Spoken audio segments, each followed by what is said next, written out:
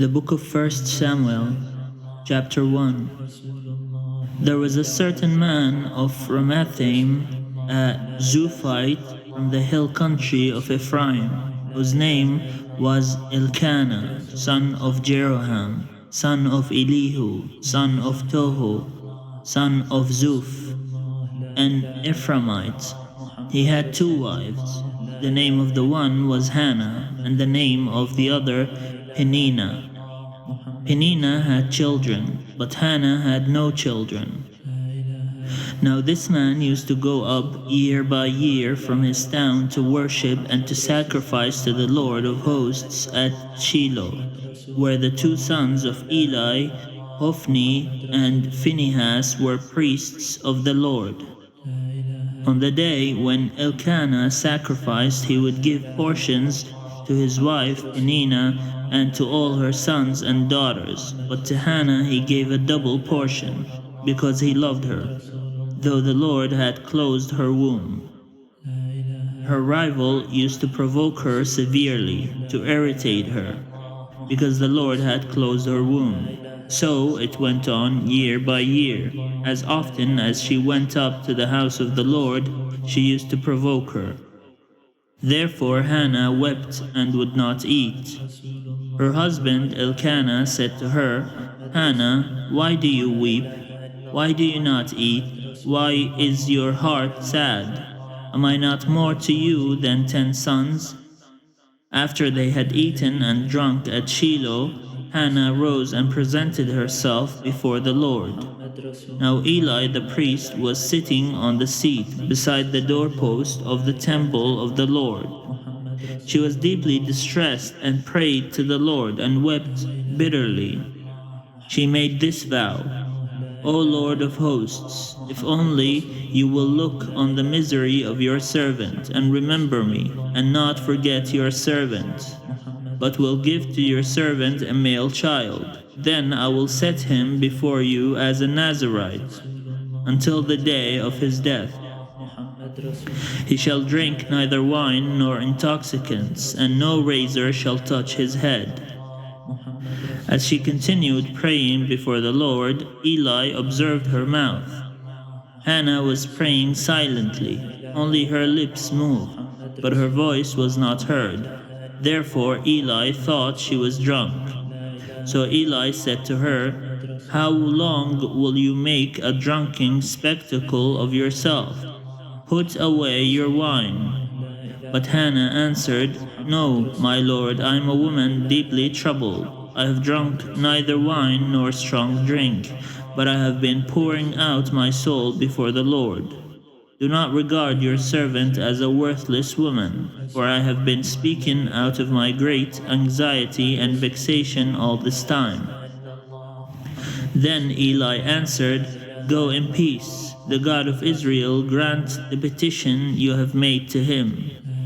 And she said, "Let your servant find favor in your sight." Then the woman went to her quarters, ate and drank with her husband, and her countenance was sad no longer. They rose early in the morning and worshipped before the Lord. Then they went back to their house at Ramah. Elkanah knew his wife Hannah, and the Lord remembered her. In due time Hannah conceived and bore a son. She named him Samuel, for she said, "I have asked him of the Lord." The man Elkanah and all his household went up to offer to the Lord the yearly sacrifice and to pay his vow. But Hannah did not go up, for she said to her husband, "As soon as the child is weaned, I will bring him, that he may appear in the presence of the Lord and remain there forever. I will offer him as a Nazirite for all time." Her husband Elkanah said to her, "Do what seems best to you. Wait until you have weaned him, only may the Lord establish his word." So the woman remained and nursed her son until she weaned him. When she had weaned him, she took him up with her, along with a 3-year-old bull, an ephah of flour and a skin of wine.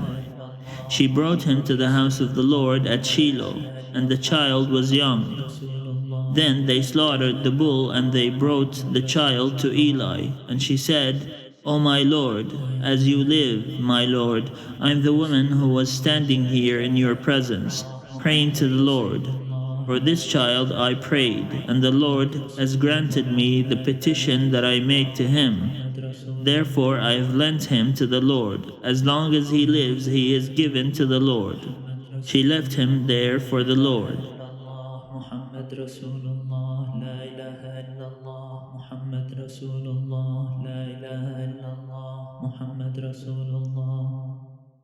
Chapter 2. Hannah prayed and said, My heart exalts in the Lord. My strength is exalted in my God. My mouth derides my enemies, because I rejoice in my victory. There is no holy one like the Lord, no one besides you. There is no rock like our God. Talk no more so very proudly. Let no arrogance come from your mouth, for the Lord is a God of knowledge, and by him actions are weighed. The bows of the mighty are broken, but the feeble gird on strength. Those who were full have hired themselves out for bread, but those who were hungry are fat with spoil. The barren has borne 7, but she who has many children is forlorn. The Lord kills and brings to life. He brings down to Sheol and raises up. The Lord makes poor and makes rich. He brings low, he also exalts. He raises up the poor from the dust. He lifts the needy from the ash heap, to make them sit with princes and inherit a seat of honor. For the pillars of the earth are the Lord's, and on them he has set the world. He will guard the feet of his faithful ones, but the wicked shall be cut off in darkness. For not by might does one prevail. The Lord, his adversaries shall be shattered. The Most High will thunder in heaven. The Lord will judge the ends of the earth. He will give strength to his king, and exalt the power of his anointed. Then Elkanah went home to Ramah, while the boy remained to minister to the Lord in the presence of the priest Eli. Now the sons of Eli were scoundrels. They had no regard for the Lord, or for the duties of the priests to the people. When anyone offered sacrifice, the priest's servants would come, while the meat was boiling, with a 3-pronged fork in his hand, and he would thrust it into the pan, or kettle, or cauldron, or pot. All that the fork brought up, the priest would take for himself. This is what they did at Shiloh to all the Israelites who came there. Moreover, before the fat was burned, the priest's servants would come and say to the one who was sacrificing, Give meat for the priest to roast, for he will not accept boiled meat from you, but only raw. And if the man said to him, Let them burn the fat first, and then take whatever you wish, he would say, No, you must give it now. If not, I will take it by force. Thus the sin of the young men was very great in the sight of the Lord, for they treated the offerings of the Lord with contempt. Samuel was ministering before the Lord, a boy wearing a linen ephod. His mother used to make for him a little robe and take it to him each year, when she went up with her husband to offer the yearly sacrifice. Then Eli would bless Elkanah and his wife, and say, May the Lord repay you with children by this woman for the gift that she made to the Lord. And then they would return to their home. And the Lord took note of Hannah. She conceived and bore 3 sons and 2 daughters. And the boy Samuel grew up in the presence of the Lord. Now Eli was very old. He heard all that his sons were doing to all Israel, and how they lay with the women who served at the entrance to the tent of meeting. He said to them, "Why do you do such things? For I hear of your evil dealings from all these people. No, my sons, it is not a good report that I hear the people of the Lord spreading abroad. If one person sins against another, someone can intercede for the sinner with the Lord. But if someone sins against the Lord, who can make intercession?" But they would not listen to the voice of their father, for it was the will of the Lord to kill them. Now the boy Samuel continued to grow both in stature and in favor with the Lord and with the people. A man of God came to Eli and said to him, "Thus the Lord has said, I revealed myself to the family of your ancestor in Egypt, when they were slaves to the house of Pharaoh. I chose him out of all the tribes of Israel to be my priest, to go up to my altar, to offer incense, to wear an ephod before me, and I gave to the family of your ancestor all my offerings by fire from the people of Israel. Why then look with greedy eye at my sacrifices and my offerings that I commanded, and honor your sons more than me by fattening yourselves on the choicest parts of every offering of my people Israel?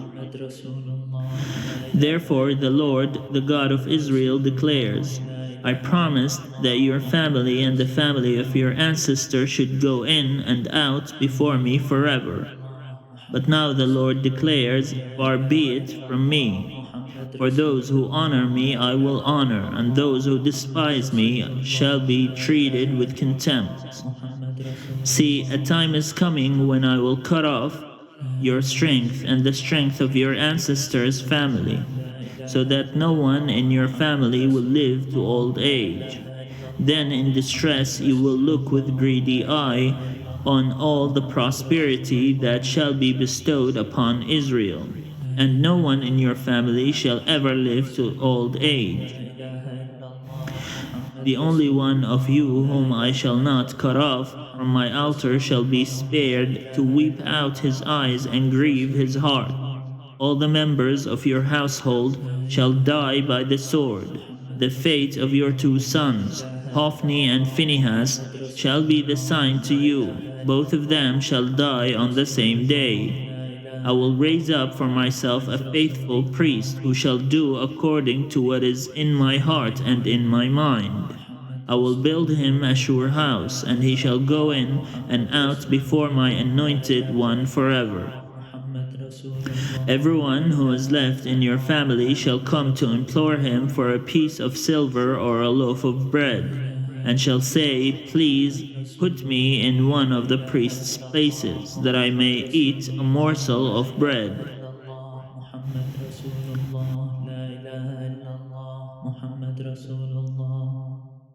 Chapter 3. Now the boy Samuel was ministering to the Lord under Eli. The word of the Lord was rare in those days. Visions were not widespread. At that time Eli, whose eyesight had begun to grow dim so that he could not see, was lying down in his room. The Lamb of God had not yet gone out, and Samuel was lying down in the temple of the Lord, where the ark of God was. Then the Lord called, Samuel, Samuel, and he said, Here I am, and ran to Eli and said, Here I am, for you called me. But he said, I did not call. Lie down again. So he went and lay down. The Lord called again, Samuel. Samuel got up and went to Eli and said, Here I am, for you called me. But he said, I did not call, my son. Lie down again. Now Samuel did not yet know the Lord, and the word of the Lord had not yet been revealed to him. The Lord called Samuel again a third time, and he got up and went to Eli and said, Here I am, for you called me. Then Eli perceived that the Lord was calling the boy. Therefore Eli said to Samuel, Go, lie down, and if he calls you, you shall say, Speak, Lord, for your servant is listening. So Samuel went and lay down in his place.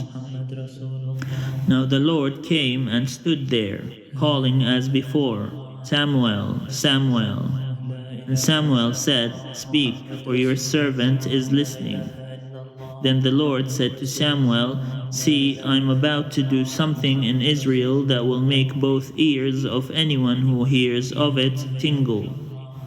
On that day I will fulfill against Eli all that I have spoken concerning his house, from beginning to end. For I have told him that I am about to punish his house forever for the iniquity that he knew, because his sons were blaspheming God, and he did not restrain them.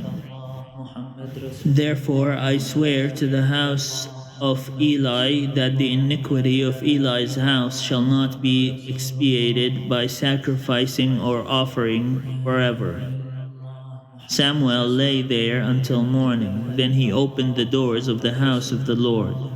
Samuel was afraid to tell the vision to Eli, but Eli called Samuel and said, Samuel, my son. He said, Here I am. Eli said, What was it that he told you? Do not hide it from me. May God do so to you and more also, if you hide anything from me of all that he told you. So Samuel told him everything and hid nothing from him. Then he said, It is the Lord. Let him do what seems good to him. As Samuel grew up, the Lord was with him, and let none of his words fall to the ground. And all Israel from Dan to Beersheba knew that Samuel was a trustworthy prophet of the Lord. The Lord continued to appear at Shiloh, for the Lord revealed himself to Samuel at Shiloh by the word of the Lord, and the word of Samuel came to all Israel.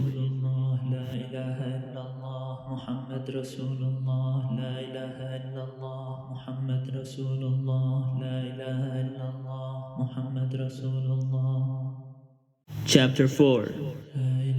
In those days the Philistines mustered for war against Israel, and Israel went out to battle against them. They encamped at Ebenezer, and the Philistines encamped at Aphek.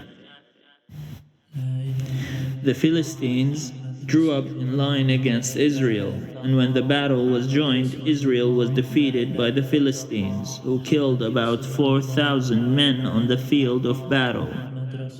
When the troops came to the camp, the elders of Israel said, Why has the Lord put us to rout today before the Philistines?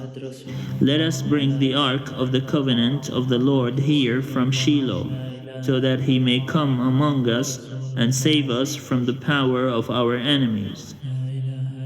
So the people sent to Shiloh and brought from there the ark of the covenant of the Lord of hosts, who is enthroned on the cherubim. The two sons of Eli, Hophni and Phinehas, were there with the ark of the covenant of God. When the ark of the covenant of the Lord came into the camp, all Israel gave a mighty shout, so that the earth resounded. When the Philistines heard the noise of the shouting, they said, What does this great shouting in the camp of the Hebrews mean?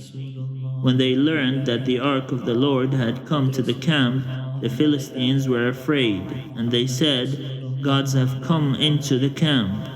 They also said, Woe to us, for nothing like this has happened before. Woe to us! Who can deliver us from the power of these mighty gods? These are the gods who struck the Egyptians with every sort of plague in the wilderness. Take courage and be men, O Philistines, in order not to become slaves to the Hebrews as they have been to you. Be men and fight. So the Philistines fought. Israel was defeated, and they fled, everyone to his home. There was a very great slaughter, for there fell of Israel 30,000 foot soldiers. The ark of God was captured, and the two sons of Eli, Hophni and Phinehas, died. A man of Benjamin ran from the battle line and came to Shiloh the same day, with his clothes torn and with earth upon his head. When he arrived, Eli was sitting upon his seat by the road watching, for his heart trembled for the ark of God. When the man came into the city and told the news, all the city cried out. When Eli heard the sound of the outcry, he said, "What is this uproar?" Then the man came quickly and told Eli. Now Eli was 98 years old, and his eyes were set, so that he could not see. The man said to Eli, "I have just come from the battle. I fled from the battle today." He said, "How did it go, my son?" The messenger replied, "Israel has fled before the Philistines, and there has also been a great slaughter among the troops. Your 2 sons also, Hophni and Phinehas, are dead, and the ark of God has been captured." When he mentioned the ark of God, Eli fell over backward from his seat by the side of the gate, and his neck was broken and he died, for he was an old man and heavy. He had judged Israel 40 years.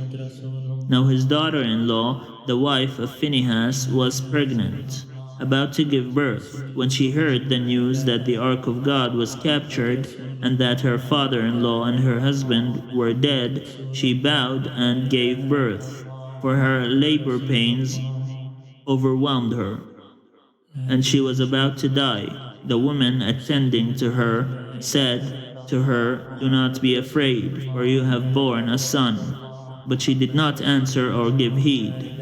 She named the child Ichabod, meaning "the glory has departed from Israel," because the ark of God had been captured, and because of her father-in-law and her husband. She said, "The glory has departed from Israel, for the ark of God has been captured." Chapter 5. When the Philistines captured the ark of God, they brought it from Ebenezer to Ashdod. Then the Philistines took the ark of God and brought it into the house of Dagon and placed it beside Dagon. When the people of Ashdod rose early the next day, there was Dagon, fallen on his face to the ground before the ark of the Lord. So they took Dagon and put him back in his place. But when they rose early on the next morning, Dagon had fallen on his face to the ground before the ark of the Lord, and the head of Dagon and both his hands were lying cut off upon the threshold. Only the trunk of Dagon was left on him. This is why the priests of Dagon and all who enter the house of Dagon do not step on the threshold of Dagon in Ashdod to this day. The hand of the Lord was heavy upon the people of Ashdod, and he terrified and struck them with tumors, both in Ashdod and in its territory.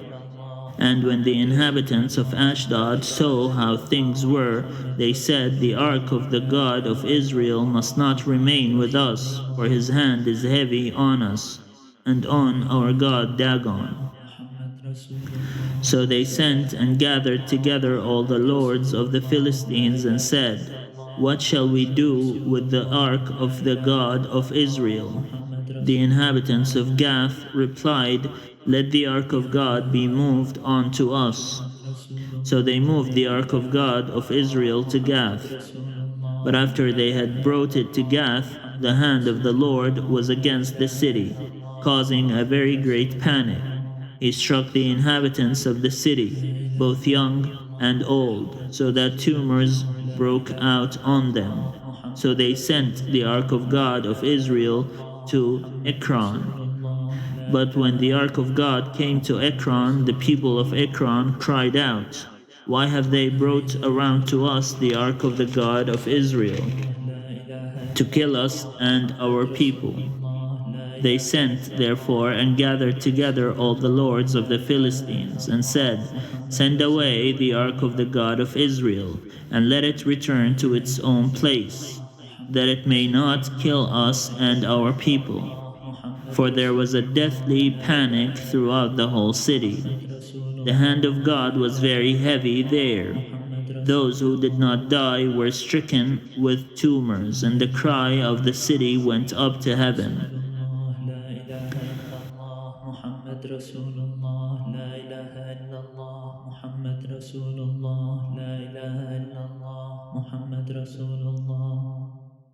Chapter 6. The ark of the Lord was in the country of the Philistines 7 months. Then the Philistines called for the priests and the diviners and said, "What shall we do with the ark of the Lord? Tell us what we should send with it to its place." They said, "If you send away the ark of the God of Israel, do not send it empty, but by all means return him a guilt offering. Then you will be healed and will be ransomed. Will not his hand then turn from you?" And they said, "What is the guilt offering that we shall return to him?" They answered, 5 gold tumors and 5 gold mice, according to the number of the lords of the Philistines. For the same plague was upon all of you and upon your lords. So you must make images of your tumors and images of your mice that ravage the land, and give glory to the God of Israel. Perhaps he will lighten his hand on you and your gods and your land. Why should you harden your hearts as the Egyptians and Pharaoh hardened their hearts? After he had made fools of them, did they not let the people go, and they departed? Now then, get ready a new cart and 2 milch cows that have never borne a yoke, and yoke the cows to the cart, but take their calves home, away from them. Take the ark of the Lord and place it on the cart, and put in a box at its side the figures of gold, which you are returning to him as a guilt offering. Then send it off, and let it go its way, and watch. If it goes up on the way to its own land, to Beth Shemesh, then it is he who has done us this great harm. But if not, then we shall know that it is not his hand that struck us. It happened to us by chance. The men did so. They took 2 milch cows and yoked them to the cart, and shut up their calves at home. They put the ark of the Lord on the cart and the box with the gold mice and the images of their tumors. The cows went straight in the direction of Beth Shemesh along one highway, lowing as they went.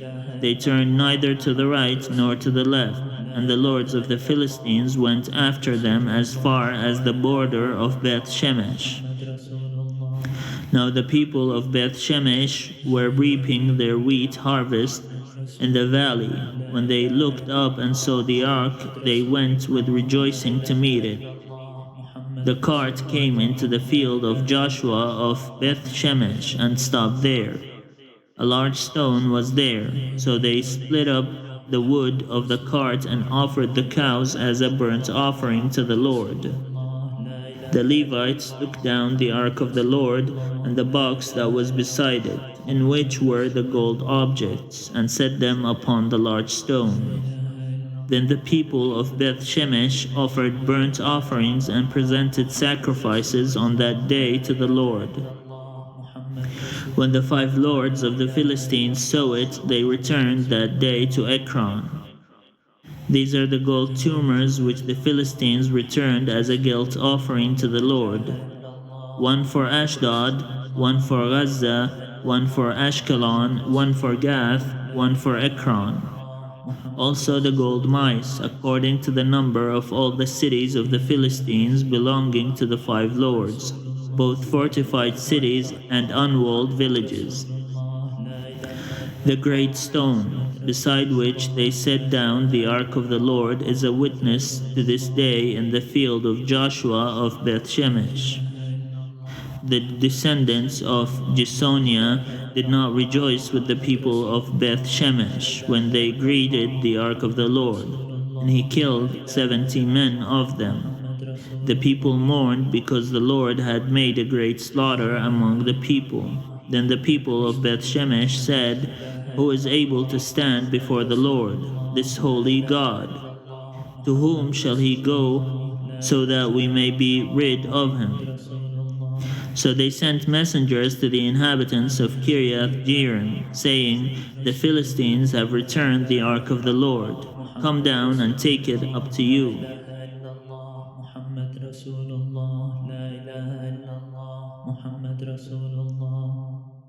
Chapter 7. And the people of Kiriath Jearim came and took up the ark of the Lord, and brought it to the house of Abinadab on the hill. They consecrated his son Eleazar to have charge of the ark of the Lord. From the day that the ark was lodged at Kiriath Jearim, a long time passed, some 20 years, and all the house of Israel lamented after the Lord. Then Samuel said to all the house of Israel, If you are returning to the Lord with all your heart, then put away the foreign gods and the Astartes from among you. Direct your heart to the Lord, and serve him only, and he will deliver you out of the hand of the Philistines. So Israel put away the Baals and the Astartes, and they served the Lord only. Then Samuel said, Gather all Israel at Mizpah, and I will pray to the Lord for you.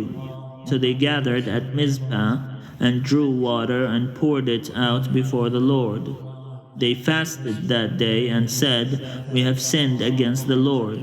And Samuel judged the people of Israel at Mizpah.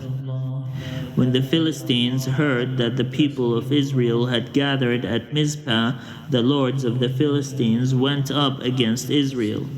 And when the people of Israel heard of it, they were afraid of the Philistines.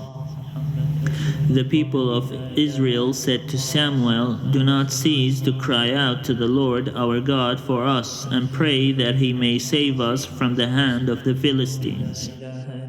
So Samuel took a sucking lamb and offered it as a whole burnt offering to the Lord.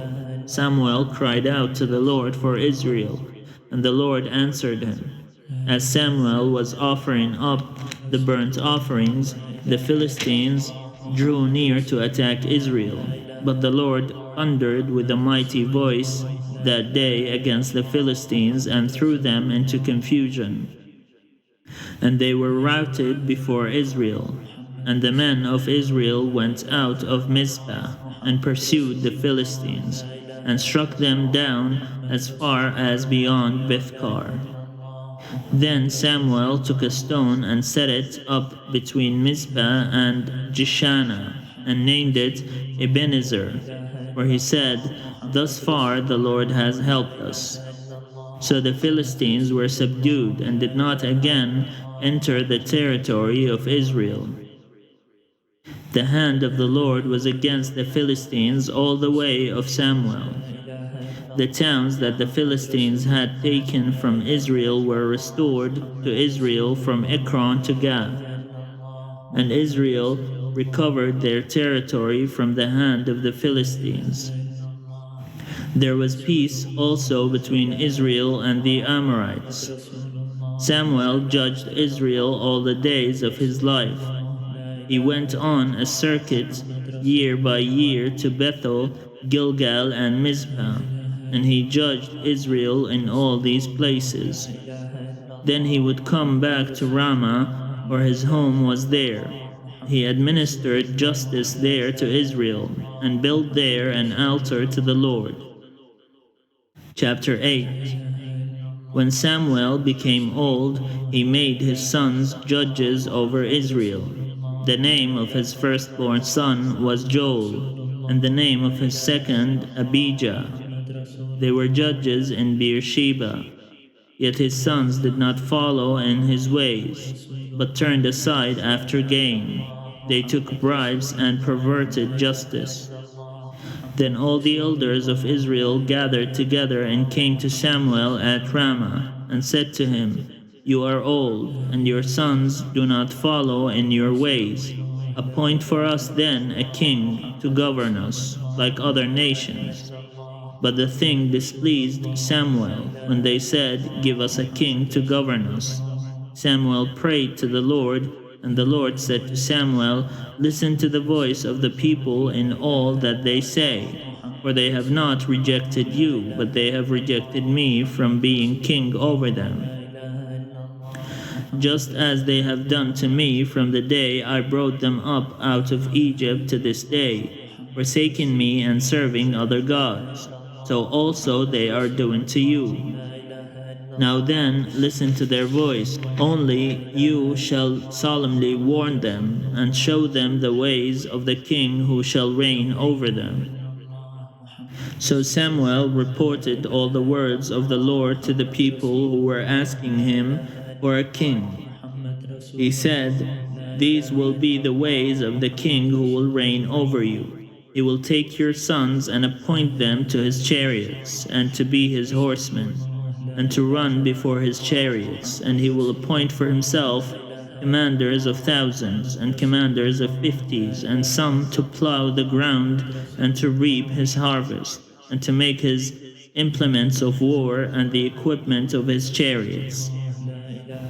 He will take your daughters to be perfumers and cooks and bakers. He will take the best of your fields and vineyards and olive orchards and give them to his courtiers. He will take 1/10 of your grain and of your vineyards and give it to his officers and his courtiers. He will take your male and female servants and the best of your cattle and donkeys and put them to his work. He will take 1/10 of your flocks, and you shall be his slaves.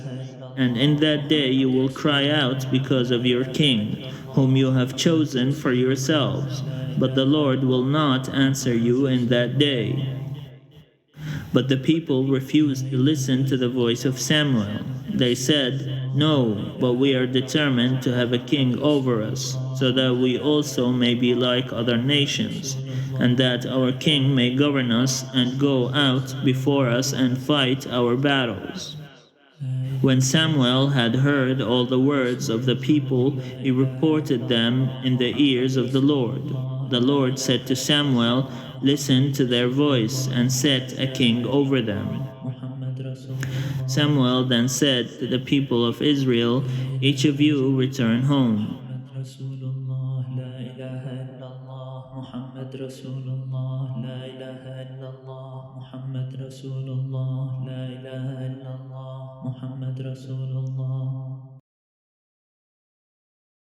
Chapter 9.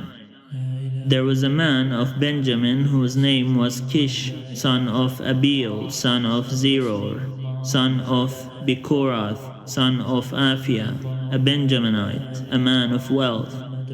He had a son whose name was Saul, a handsome young man. There was not a man among the people of Israel more handsome than he. He stood head and shoulders above everyone else. Now the donkeys of Kish, Saul's father, had strayed. So Kish said to his son Saul, "Take one of the boys with you. Go and look for the donkeys." He passed through the hill country of Ephraim and passed through the land of Shalisha, but they did not find them. And they passed through the land of Shalim, but they were not there. Then he passed through the land of Benjamin, but they did not find them. When they came to the land of Zuph, Saul said to the boy who was with him, "Let us turn back, or my father will stop worrying about the donkeys and worry about us." But he said to him, "There is a man of God in this town. He is a man held in honor. Whatever he says always comes true. Let us go there now. Perhaps he will tell us about the journey on which we have set out." Then Saul replied to the boy, "But if we go, what can we bring the man? For the bread in our sacks is gone, and there is no present to bring to the man of God. What have we?" The boy answered Saul again, "Here I have with me a 1/4 shekel of silver. I will give it to the man of God to tell us our way." Formerly in Israel, anyone who went to inquire of God would say, "Come, let us go to the seer." For the one who is now called a prophet was formerly called a seer. Saul said to the boy, "Good, come, let us go." So they went to the town where the man of God was.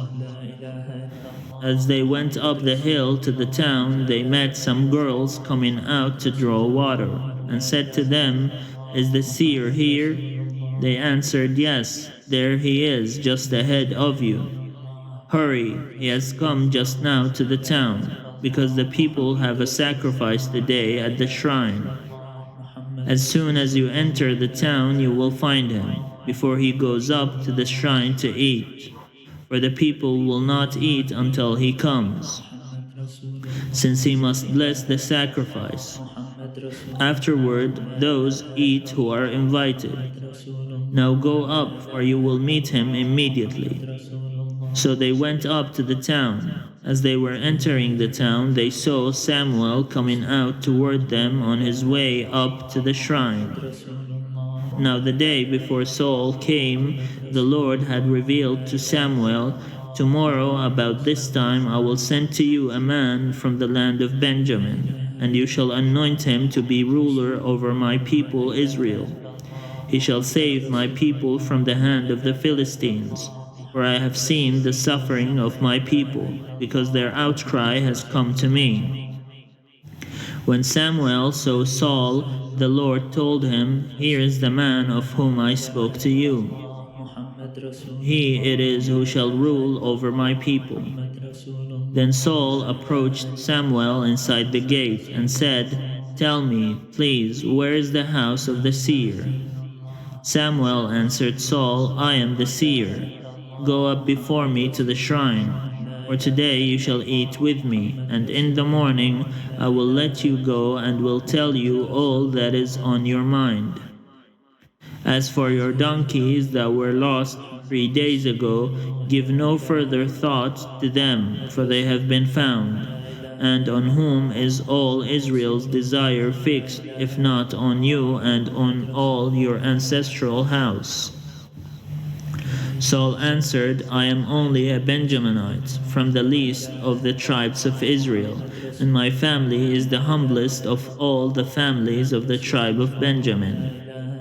Why then have you spoken to me in this way?" Then Samuel took Saul and his servant boy and brought them into the hall, and gave them a place at the head of those who had been invited, of whom there were about 30.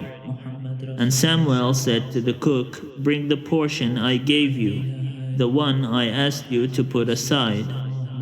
The cook took up the thigh and what went with it, and set them before Saul.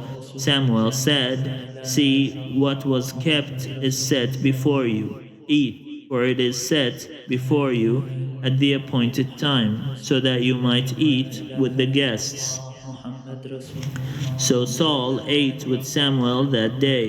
When they came down from the shrine into the town, a bed was spread for Saul on the roof, and he lay down to sleep. Then at the break of dawn, Samuel called to Saul upon the roof, "Get up so that I may send you on your way." Saul got up, and both he and Samuel went out into the street. As they were going down to the outskirts of the town, Samuel said to Saul, "Tell the boy to go on before us, and when he passes on, stop here yourself for a while, that I may make known to you the word of God."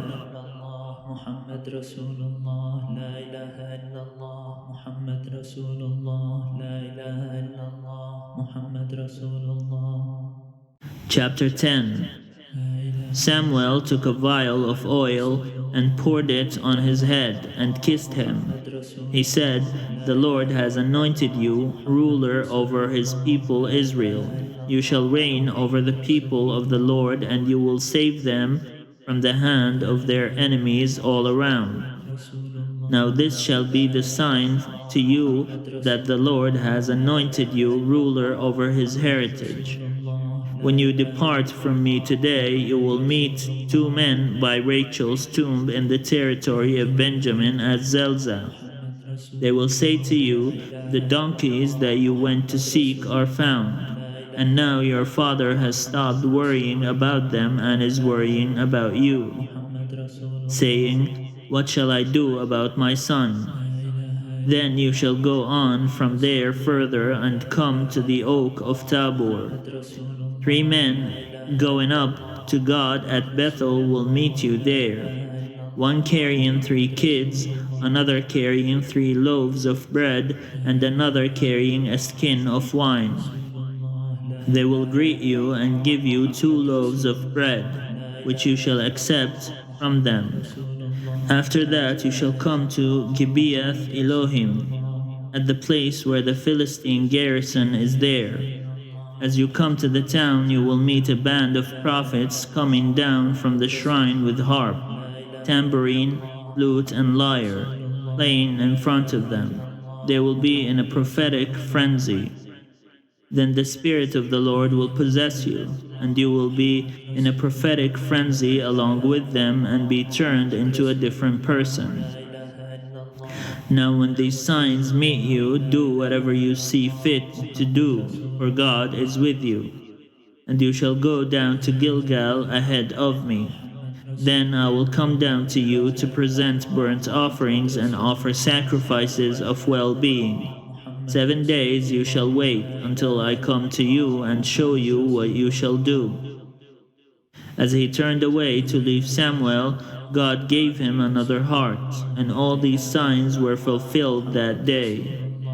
When they were going from there to Gibeah, a band of prophets met him, and the Spirit of God possessed him, and he fell into a prophetic frenzy along with them. When all who knew him before saw how he prophesied with the prophets, the people said to one another, who has come over the son of Kish? Is Saul also among the prophets? A man of the place answered, and who is their father? Therefore it became a proverb, is Saul also among the prophets? When his prophetic frenzy had ended, he went home. Saul's uncle said to him and to the boy, where did you go? And he replied, to seek the donkeys. And when we saw they were not to be found, we went to Samuel. Saul's uncle said, tell me what Samuel said to you. Saul said to his uncle, he told us that the donkeys had been found. But about the matter of the kingship of which Samuel had spoken, he did not tell him anything. Samuel summoned the people to the Lord at Mizpah, and said to them, thus says the Lord, the God of Israel, I brought up Israel out of Egypt, and I rescued you from the hand of the Egyptians and from the hand of all the kingdoms that were oppressing you. But today you have rejected your God, who saves you from all your calamities and your distresses, and you have said, no, but set a king over us. Now therefore present yourselves before the Lord by your tribes and by your clans. Then Samuel brought all the tribes of Israel near, and the tribe of Benjamin was taken by lot. He brought the tribe of Benjamin near by its families, and the family of the Matrites was taken by lot. Finally he brought the families of the Matrites near, man by man, and Saul, the son of Kish, was taken by lot. But when they sought him, he could not be found. So they inquired again of the Lord, did the man come here? And the Lord said, see, he has hidden himself among the baggage. Then they ran and brought him from there. When he took his stand among the people, he was head and shoulders taller than any of them. Samuel said to all the people, do you see the one whom the Lord has chosen? There is no one like him among all the people. And all the people shouted, long live the king. Samuel told the people the rights and duties of the kingship, and he wrote them in a book and laid it up before the Lord. Then Samuel sent all the people back to their homes. Saul also went to his home at Gibeah, and with him went warriors whose hearts God had touched. But some worthless fellows said, "How can this man save us?" They despised him, and brought him no present, but he held his peace. Chapter 11. Now Nahash, king of the Amorites, has been grievously oppressing the Gadites and the Reubenites. He would gouge out the right eye of each of them and would not grant Israel a deliverer.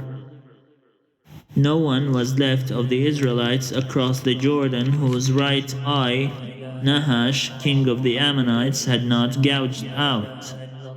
But there were 7,000 men who had escaped from the Ammonites and had entered Jabesh Gilead. About a month later, Nahash the Ammonite went up and besieged Jabesh Gilead, and all the men of Jabesh said to Nahash, "Make a treaty with us, and we will serve you." But Nahash the Ammonite said to them, "On this condition I will make a treaty with you, namely that I gouge out everyone's right eye, and thus put disgrace upon all Israel." The elders of Jabesh said to him, "Give us 7 days respite, that we may send messengers through all the territory of Israel.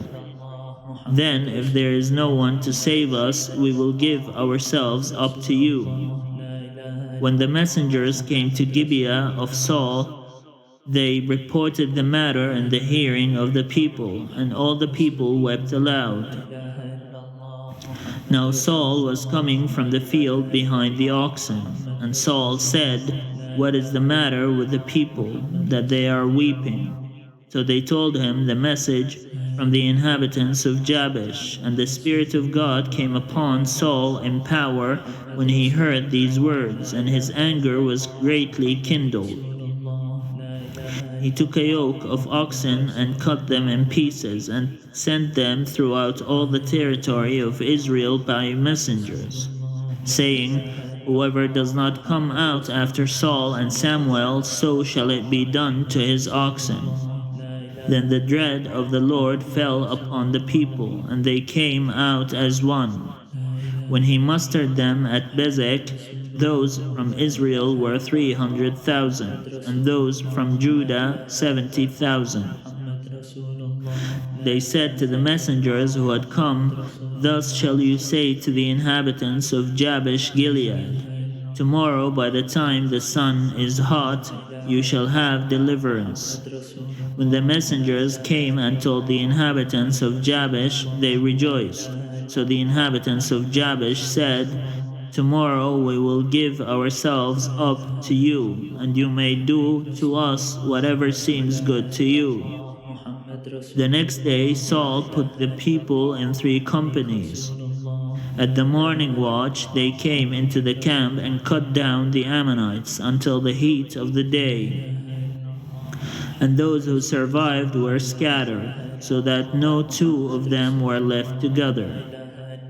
The people said to Samuel, "Who is it that said, 'Shall Saul reign over us?' Give them to us, so that we may put them to death."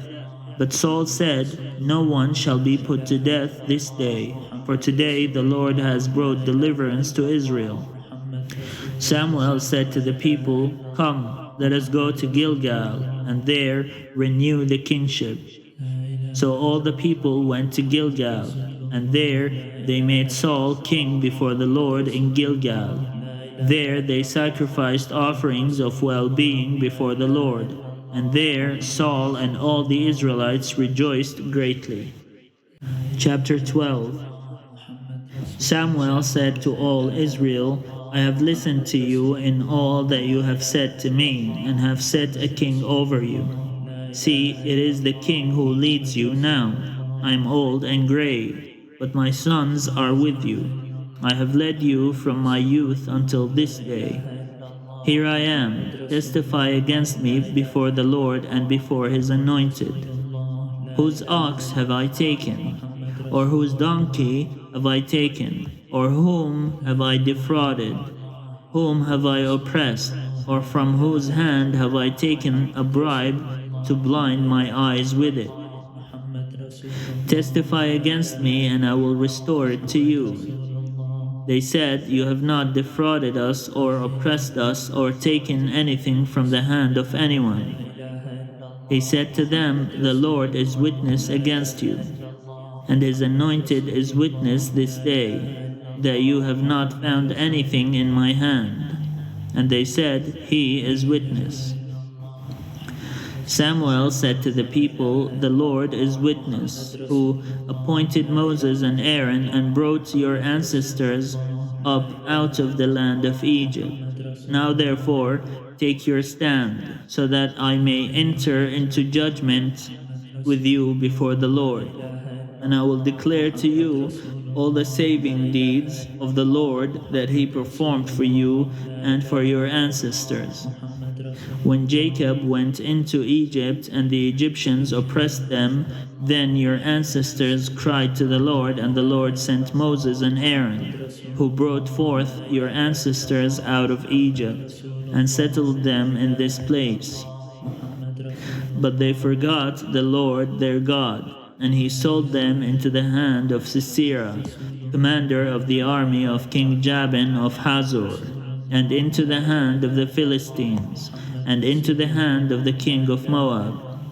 And they fought against them.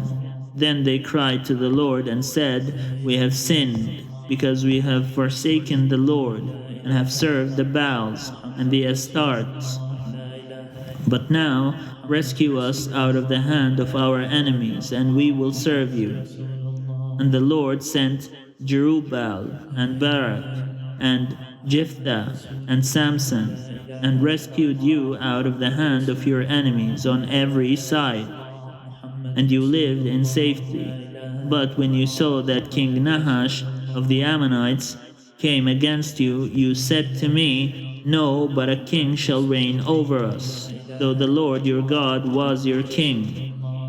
See, here is the king whom you have chosen, for whom you have asked. See, the Lord has set a king over you. If you will fear the Lord and serve him, and heed his voice, and not rebel against the commandment of the Lord, and if both you and the king who reigns over you will follow the Lord your God, it will be well. But if you will not heed the voice of the Lord, but rebel against the commandment of the Lord, then the hand of the Lord will be against you and your king. Now therefore take your stand and see this great thing that the Lord will do before your eyes. Is it not the wheat harvest today? I will call upon the Lord that he may send thunder and rain, and you shall know and see that the wickedness that you have done in the sight of the Lord is great in demanding a king for yourselves. So Samuel called upon the Lord, and the Lord sent thunder and rain that day, and all the people greatly feared the Lord and Samuel. All the people said to Samuel, Pray to the Lord your God for your servants, so that we may not die. For we have added to all our sins the evil of demanding a king over ourselves. And Samuel said to the people, Do not be afraid. You have done all this evil, yet do not turn aside from following the Lord, but serve the Lord with all your heart. And do not turn aside after useless things that cannot profit or save, for they are useless. For the Lord will not cast away his people for his great name's sake, because it has pleased the Lord to make you a people for himself. Moreover, as for me, for far be it from me that I should sin against the Lord by ceasing to pray for you, and I will instruct you in the good and the right way. Only fear the Lord, and serve him faithfully with all your heart, or consider what great things he has done for you. But if you still do wickedly, you shall be swept away, both you and your king.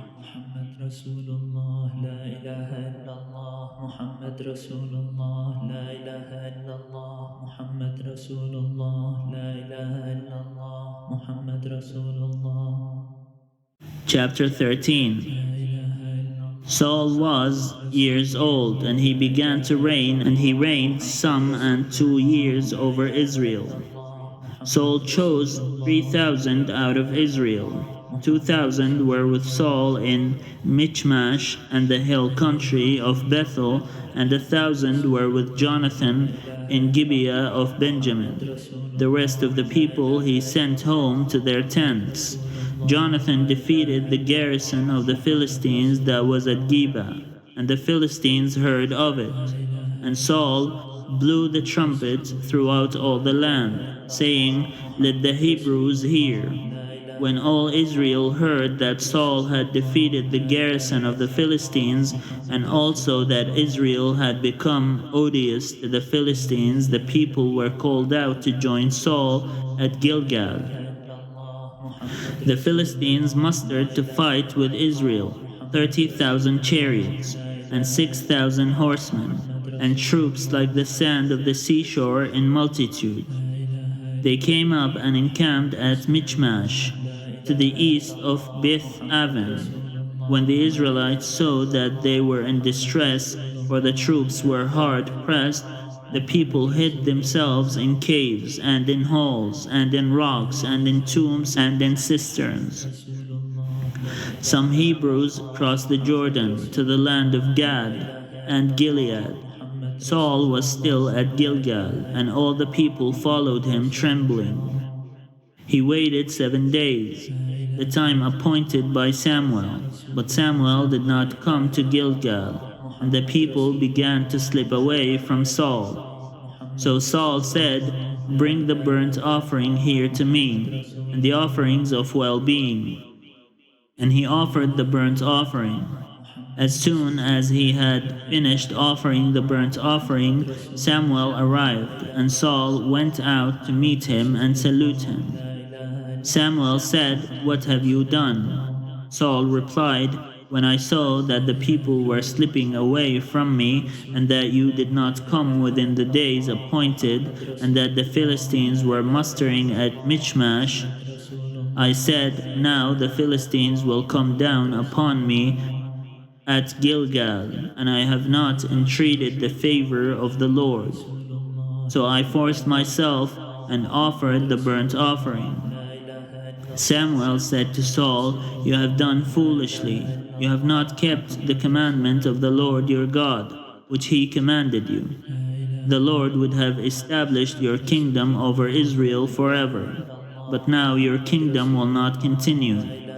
The Lord has sought out a man after his own heart, and the Lord has appointed him to be ruler over his people, because you have not kept what the Lord commanded you." And Samuel left and went on his way from Gilgal. The rest of the people followed Saul to join the army. They went up from Gilgal toward Gibeah of Benjamin. Saul counted the people who were present with him, about 600 men. Saul, his son Jonathan, and the people who were present with them stayed in Gibeah of Benjamin, but the Philistines encamped at Michmash. And raiders came out of the camp of the Philistines in 3 companies. One company turned toward Ophrah to the land of Shual, another company turned toward Beth-horon, and another company turned toward the mountain that looks down upon the valley of Zeboim, toward the wilderness. Now there was no smith to be found throughout all the land of Israel, for the Philistines said, "The Hebrews must not make swords or spears for themselves." So all the Israelites went down to the Philistines to sharpen their plowshares, mattocks, axes, or sickles. The charge was 2/3 of a shekel for the plowshares, and for the mattocks, and 1/3 of a shekel for sharpening the axes, and for setting the goads. So on the day of the battle neither sword nor spear was to be found in the possession of any of the people with Saul and Jonathan. but Saul and his son Jonathan had them. Now a garrison of the Philistines had gone out to the pass of Michmash. Chapter 14. One day Jonathan, son of Saul, said to the young man who carried his armor, "Come, let us go over to the Philistine garrison on the other side." But he did not tell his father. Saul was staying in the outskirts of Gibeah under the pomegranate tree that is at Migron. The troops that were with him were about 600 men, along with Ahijah son of Ahitub, Ichabod's brother, son of Phinehas, son of Eli, the priest of the Lord in Shiloh, carrying an ephod. Now the people did not know that Jonathan had gone. In the pass by which Jonathan tried to go over to the Philistine garrison, there was a rocky crag on one side and a rocky crag on the other. The name of the one was Bozez, and the name of the other Seneh. One crag rose on the north in front of Michmash, and the other on the south in front of Geba. Jonathan said to the young man who carried his armor, "Come, let us go over to the garrison of those uncircumcised. It may be that the Lord will act for us, for nothing can hinder the Lord from saving by many or by few." His armor-bearer said to him, "Do all that your mind inclines to. I am with you. As your mind is, so is mine." Then Jonathan said, "Now we will cross over to those men and will show ourselves to them. If they say to us, 'Wait until we come to you,' then we will stand still in our place and we will not go up to them. But if they say, 'Come up to us,' then we will go up, for the Lord has given them into our hand. That will be the sign for us." So both of them showed themselves to the garrison of the Philistines, and the Philistines said, "Look, Hebrews are coming out of the holes where they have hidden themselves." The men of the garrison hailed Jonathan and his armor-bearer, saying, "Come up to us, and we will show you something." Jonathan said to his armor-bearer, "Come up after me, for the Lord has given them into the hand of Israel." Then Jonathan climbed up on his hands and feet, with his armor-bearer following after him. The Philistines fell before Jonathan and his armor-bearer, coming after him, killed them. In that first slaughter, Jonathan and his armor-bearer killed about 20 men within an area about half a furrow long in an acre of land. There was a panic in the camp, in the field, and among all the people. The garrison and even the raiders trembled. The earth quaked, and it became a very great panic. Saul's lookouts in Gibeah of Benjamin were watching as the multitude was surging back and forth. Then Saul said to the troops that were with him, "Call the roll and see who has gone from us." When they had called the roll, Jonathan and his armor-bearer were not there. Saul said to Ahijah, "Bring the ark of God here." For at that time the ark of God went with the Israelites. While Saul was talking to the priest, the tumult in the camp of the Philistines increased more and more. And Saul said to the priest, "Withdraw your hand." Then Saul and all the people who were with him railed and went into the battle, and every sword was against the other, so that there was very great confusion. Now the Hebrews who previously had been with the Philistines and had gone up with them into the camp turned and joined the Israelites who were with Saul and Jonathan. Likewise, when all the Israelites who had gone into hiding in the hill country of Ephraim heard that the Philistines were fleeing, they too followed closely after them in the battle. So the Lord gave Israel the victory that day. The battle passed beyond Beth Aven, and the troops with Saul numbered altogether about 10,000 men.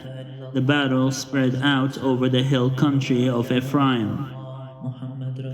Now Saul committed a very rash act on that day. He had laid an oath on the troops, saying, "Cursed be anyone who eats food before it is evening, and I have been avenged on my enemies." So none of the troops tasted food. All the troops came upon a honeycomb, and there was honey on the ground. When the troops came upon the honeycomb, the honey was driven out. But they did not put their hands to their mouths, for they feared the oath. But Jonathan had not heard his father charge the troops with the oath, so he extended the staff that was in his hand and dipped the tip of it in the honeycomb, and put his hand to his mouth, and his eyes brightened. Then one of the soldiers said, "Your father strictly charged the troops with an oath, saying, 'Cursed be anyone who eats food this day,' and so the troops are faint." Then Jonathan said, "My father has troubled the land. See how my eyes have brightened because I tasted a little of this honey. How much better if today the troops had eaten freely of the spoil taken from their enemies. For now the slaughter among the Philistines has not been great." After they had struck down the Philistines that day from Michmash to Aijalon, the troops were very faint. So the troops flew upon the spoil, and took sheep and oxen and calves, and slaughtered them on the ground, and the troops ate them with the blood. Then it was reported to Saul, "Look, the troops are sinning against the Lord by eating with the blood." And he said, "You have dealt treacherously. Roll a large stone before me here." Saul said, "Disperse yourselves among the troops, and say to them, 'Let all bring their oxen or their sheep, and slaughter them here, and eat, and do not sin against the Lord by eating with the blood.'" So all of the troops brought their oxen with them that night, and slaughtered them there. And Saul built an altar to the Lord. It was the first altar that he built to the Lord. Then Saul said, "Let us go down after the Philistines by night and despoil them until the morning light. Let us not leave one of them." They said, "Do whatever seems good to you."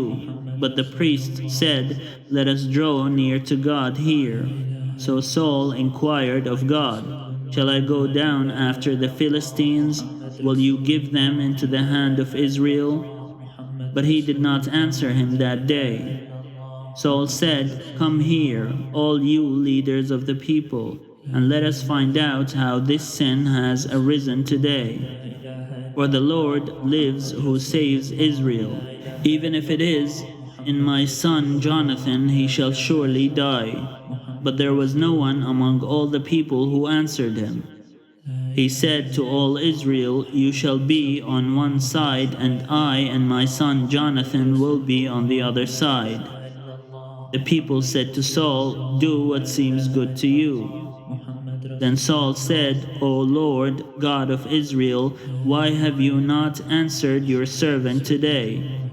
If this guilt is in me or in my son Jonathan, O Lord, God of Israel, give Urim, but if this guilt is in your people Israel, give Thummim." And Jonathan and Saul were indicated by the lot, but the people were cleared. Then Saul said, "Cast the lot between me and my son Jonathan." And Jonathan was taken. Then Saul said to Jonathan, "Tell me what you have done." Jonathan told him, "I tasted a little honey with the tip of the staff that was in my hand. Here I am, I will die." Saul said, "God, do so to me and more also." "You shall surely die, Jonathan." Then the people said to Saul, "Shall Jonathan die, who has accomplished this great victory in Israel?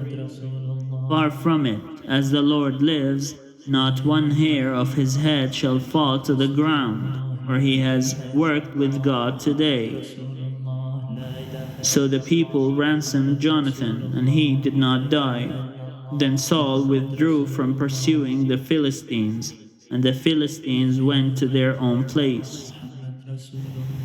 When Saul had taken the kingship over Israel, he fought against all his enemies on every side, against Moab, against the Ammonites, against Edom, against the kings of Zobah, and against the Philistines. Wherever he turned, he routed them. He did valiantly and struck down the Amalekites and rescued Israel out of the hands of those who plundered them. Now the sons of Saul were Jonathan, Ishvi, and Malchishua. And the names of his 2 daughters were these. The name of the firstborn was Merab, and the name of the younger Michal. The name of Saul's wife was Ahinoam, daughter of Ahimaaz. And the name of the commander of his army was Abner, son of Ner, Saul's uncle. Kish was the father of Saul, and Ner, the father of Abner, was the son of Abiel. There was hard fighting against the Philistines all the days of Saul, and when Saul saw any strong or valiant warrior, he took him into his service. Chapter 15.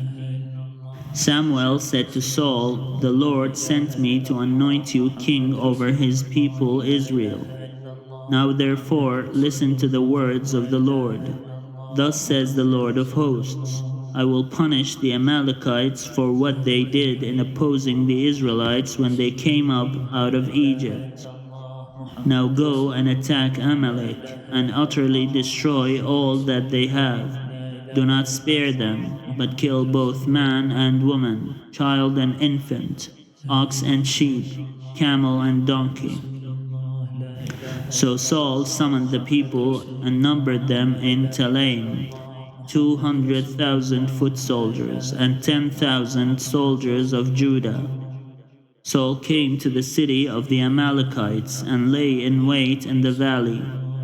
Saul said to the Kenites, "Go, leave, withdraw from among the Amalekites, or I will destroy you with them. For you showed kindness to all the people of Israel when they came up out of Egypt." So the Kenites withdrew from the Amalekites. Saul defeated the Amalekites from Havilah as far as Shur, which is east of Egypt. He took King Agag of the Amalekites alive, but utterly destroyed all the people with the edge of the sword. Saul and the people spared Agag, and the best of the sheep, and of the cattle, and of the fatlings, and of land, and all that was valuable, and would not utterly destroy them. All that was destroyed and worthless they utterly destroyed. The word of the Lord came to Samuel, "I regret that I made Saul king, for he has turned back from following me, and has not carried out my commands." Samuel was angry, and he cried out to the Lord all night.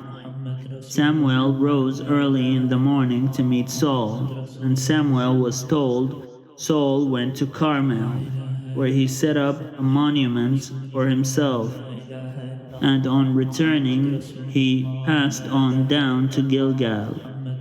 When Samuel came to Saul, Saul said to him, "May you be blessed by the Lord. I have carried out the command of the Lord." But Samuel said, "What then is this bleating of sheep in my ears, and the lowing of cattle that I hear?" Saul said, "They have brought them from the Amalekites, for the people spared the best of the sheep and the cattle to sacrifice to the Lord your God, but the rest we have utterly destroyed." Then Samuel said to Saul, "Stop, I will tell you what the Lord said to me last night." He replied, "Speak." Samuel said, "Though you are little in your own eyes, are you not the head of the tribes of Israel? The Lord anointed you king over Israel, and the Lord sent you on a mission and said, 'Go, utterly destroy the sinners, the Amalekites, and fight against them until they are consumed.' Why then did you not obey the voice of the Lord? Why did you swoop down on the spoil and do what was evil in the sight of the Lord?" Saul said to Samuel, "I have obeyed the voice of the Lord. I have gone on the mission on which the Lord sent me. I have brought Agag, the king of Amalek, and I have utterly destroyed the Amalekites. But from the spoil the people took sheep and cattle, the best of the things devoted to destruction, to sacrifice to the Lord your God in Gilgal." And Samuel said, "Has the Lord as great delight in burnt offerings and sacrifices as in obedience to the voice of the Lord? Surely to obey is better than sacrifice, and to heed than the fat of rams. For rebellion is no less a sin than divination, and stubbornness is like iniquity and idolatry. Because you have rejected the word of the Lord, He has also rejected you from being king." Saul said to Samuel, "I have sinned, for I have transgressed the commandment of the Lord and your words, because I feared the people and obeyed their voice. Now therefore, I pray, pardon my sin and return with me, so that I may worship the Lord." Samuel said to Saul, "I will not return with you, for you have rejected the word of the Lord, and the Lord has rejected you from being king over Israel." As Samuel turned to go away, Saul caught hold of the hem of his robe, and it tore. And Samuel said to him, "The Lord has torn the kingdom of Israel from you this very day, and has given it to a neighbor of yours who is better than you. Moreover, the glory of Israel will not recant or change his mind, for he is not a mortal that he should change his mind." Then Saul said, "I have sinned, yet honor me now before the elders of my people and before Israel, and return with me, so that I may worship the Lord your God." So Samuel turned back after Saul, and Saul worshipped the Lord. Then Samuel said, "Bring Agag, king of the Amalekites, here to me." And Agag came to him haltingly. Agag said, "Surely this is the bitterness of death." But Samuel said, "As your sword has made woman childless, so your mother shall be childless among women." And Samuel hewed Agag in pieces before the Lord in Gilgal. Then Samuel went to Ramah, and Saul went up to his house in Gibeah of Saul.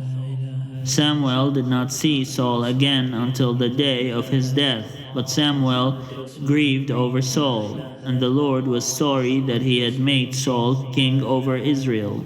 God does not feel regret. Chapter 16. The Lord said to Samuel, "How long will you grieve over Saul? I have rejected him from being king over Israel. Fill your horn with oil and set out. I will send you to Jesse the Bethlehemite, for I have provided for myself a king among his sons." Samuel said, "How can I go? If Saul hears of it, he will kill me." And the Lord said, "Take a heifer with you, and say, 'I have come to sacrifice to the Lord.' Invite Jesse to the sacrifice, and I will show you what you shall do. And you shall anoint for me the one whom I name to you." Samuel did what the Lord commanded, and came to Bethlehem. The elders of the city came to meet him trembling, and said, "Do you come peaceably?" He said, "Peaceably. I have come to sacrifice to the Lord." Sanctify yourselves and come with me to the sacrifice. And he sanctified Jesse and his sons and invited them to the sacrifice. When they came, he looked on Eliab and thought, surely the Lord's anointed is now before the Lord. But the Lord said to Samuel, do not look on his appearance or on the height of his stature, because I have rejected him. For the Lord does not see as mortals see. They look on the outward appearance, but the Lord looks on the heart. Then Jesse called Abinadab and made him pass before Samuel. He said, neither has the Lord chosen this one. Then Jesse made Shammah pass by. And he said, neither has the Lord chosen this one. Jesse made 7 of his sons pass before Samuel, and Samuel said to Jesse, the Lord has not chosen any of these. Samuel said to Jesse, are all your sons here? And he said, there remains yet the youngest, but he is keeping the sheep. And Samuel said to Jesse, send and bring him, or we will not sit down until he comes here. He sent and brought him in. Now he was ruddy and had beautiful eyes and was handsome. The Lord said, rise and anoint him, for this is the one. Then Samuel took the horn of oil and anointed him in the presence of his brothers, and the Spirit of the Lord came mightily upon David from that day forward. Samuel then set out and went to Ramah. Now the Spirit of the Lord departed from Saul, and an evil spirit from the Lord tormented him. And Saul's servants said to him, see now, an evil spirit from God is tormenting you. Let our Lord now command the servants who attend you to look for someone who is skillful in playing the lyre. And when the evil spirit from God is upon you, he will play it, and you will feel better. So Saul said to his servants, provide for me someone who can play well, and bring him to me. One of the young men answered, I have seen a son of Jesse the Bethlehemite, who is skillful in playing, a man of valor, a warrior, prudent in speech, and a man of good presence, and the Lord is with him. So Saul sent messengers to Jesse and said, send me your son David, who is with the sheep. Jesse took a donkey loaded with bread, a skin of wine, and a kid, and sent them by his son David to Saul. And David came to Saul and entered his service. Saul loved him greatly, and he became his armor-bearer. Saul sent to Jesse, saying, let David remain in my service, for he has found favor in my sight. And whenever the evil spirit from God came upon Saul, David took the lyre and played it with his hand, and Saul would be relieved and feel better, and the evil spirit would depart from him. Chapter 17. Now the Philistines gathered their armies for battle. They were gathered at Succoth, which belongs to Judah, and encamped between Succoth and Azekah, in Ephes Dammim. Saul and the Israelites gathered and encamped in the valley of Elah, and formed ranks against the Philistines. The Philistines stood on the mountain on the one side, and Israel stood on the mountain on the other side, with a valley between them. And there came out from the camp of the Philistines a champion named Goliath of Gath, whose height was 6 cubits and a span. He had a helmet of bronze on his head, and he was armed with a coat of mail. The weight of the coat was 5,000 shekels of bronze. He had greaves of bronze on his legs, and a javelin of bronze slung between his shoulders. The shaft of his spear was like a weaver's beam, and his spear's head weighed 600 shekels of iron, and his shield-bearer went before him. He stood and shouted to the ranks of Israel, "Why have you come out to draw up for battle? Am I not a Philistine, and are you not servants of Saul? Choose a man for yourselves, and let him come down to me. If he is able to fight with me and kill me, then we will be your servants. But if I prevail against him and kill him, then you shall be our servants and serve us." And the Philistine said, "Today I defy the ranks of Israel. Give me a man that we may fight together."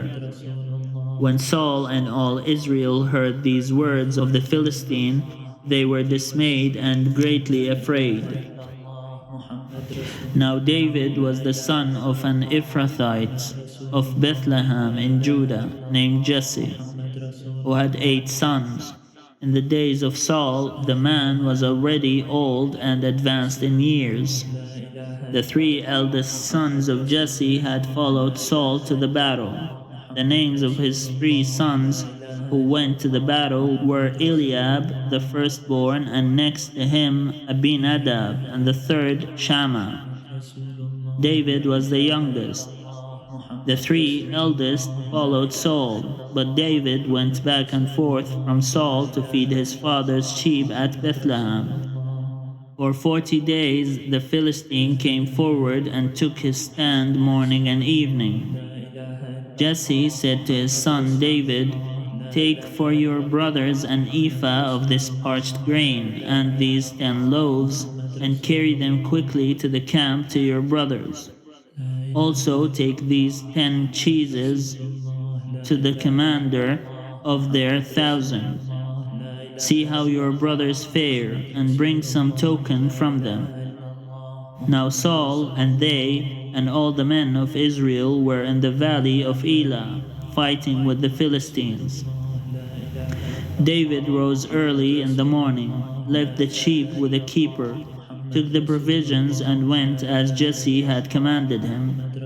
He came to the encampment, so the army was going forth to the battle line, shouting the war cry.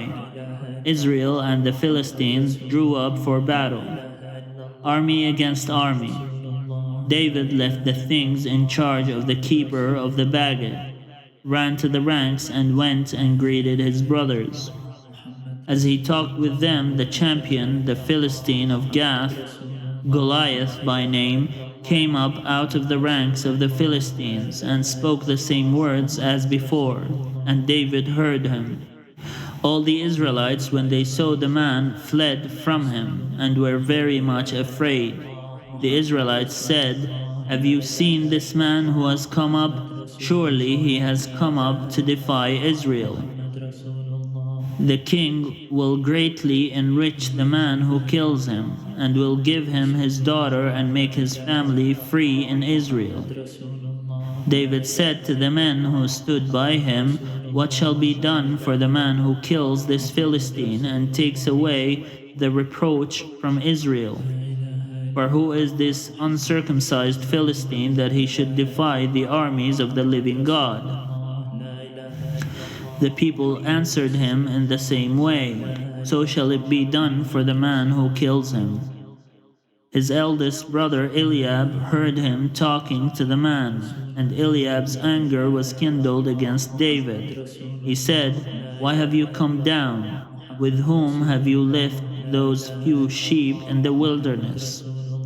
I know your presumption and the evil of your heart, for you have come down just to see the battle." David said, "What have I done now? It was only a question."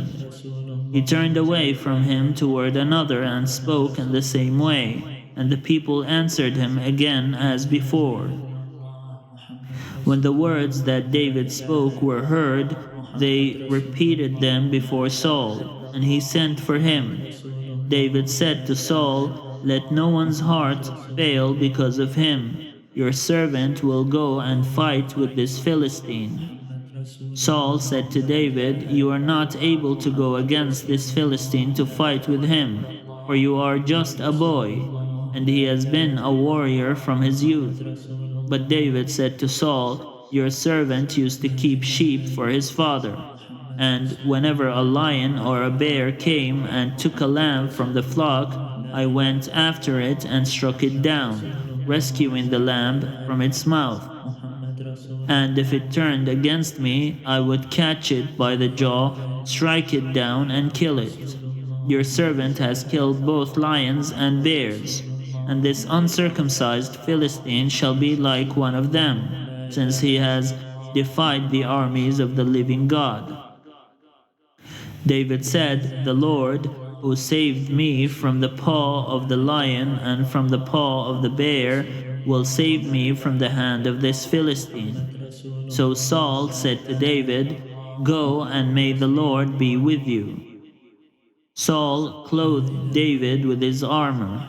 He put a bronze helmet on his head and clothed him with a coat of mail. David strapped Saul's sword over the armor, and he tried in vain to walk, for he was not used to them.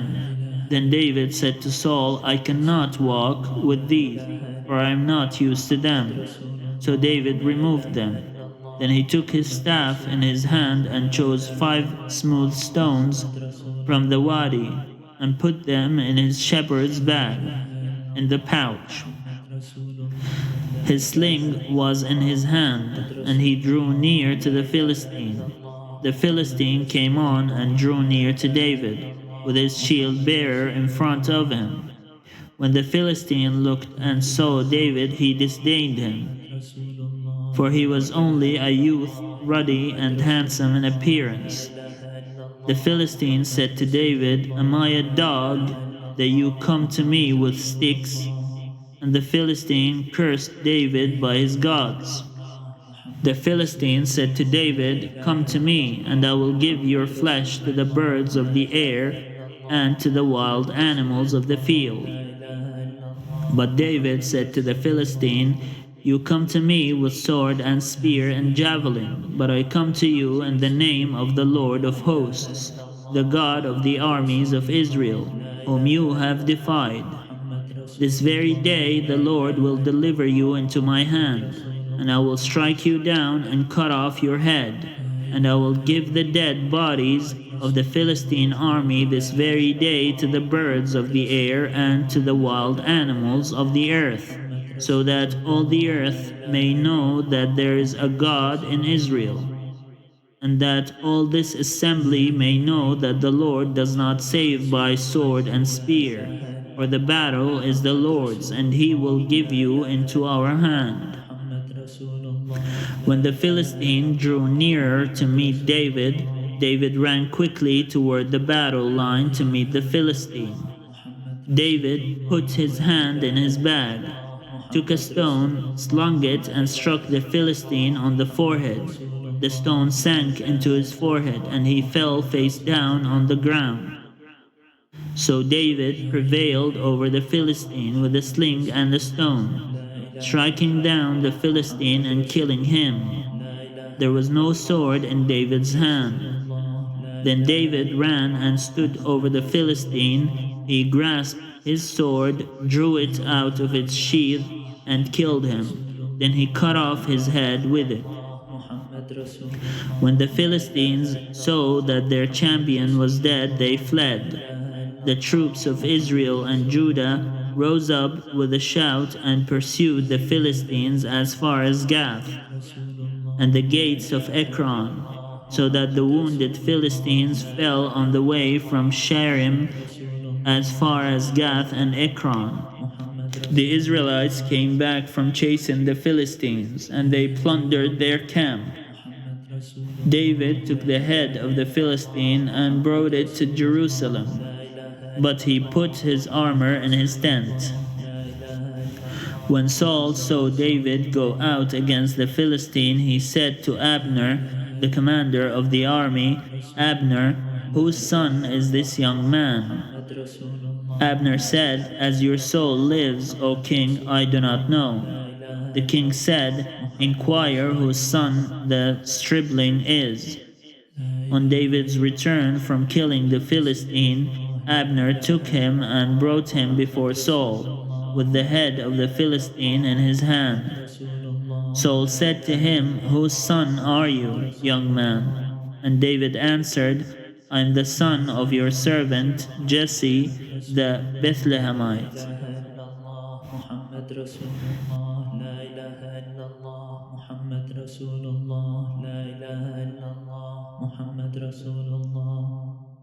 Chapter 18. When David had finished speaking to Saul, the soul of Jonathan was bound to the soul of David, and Jonathan loved him as his own soul.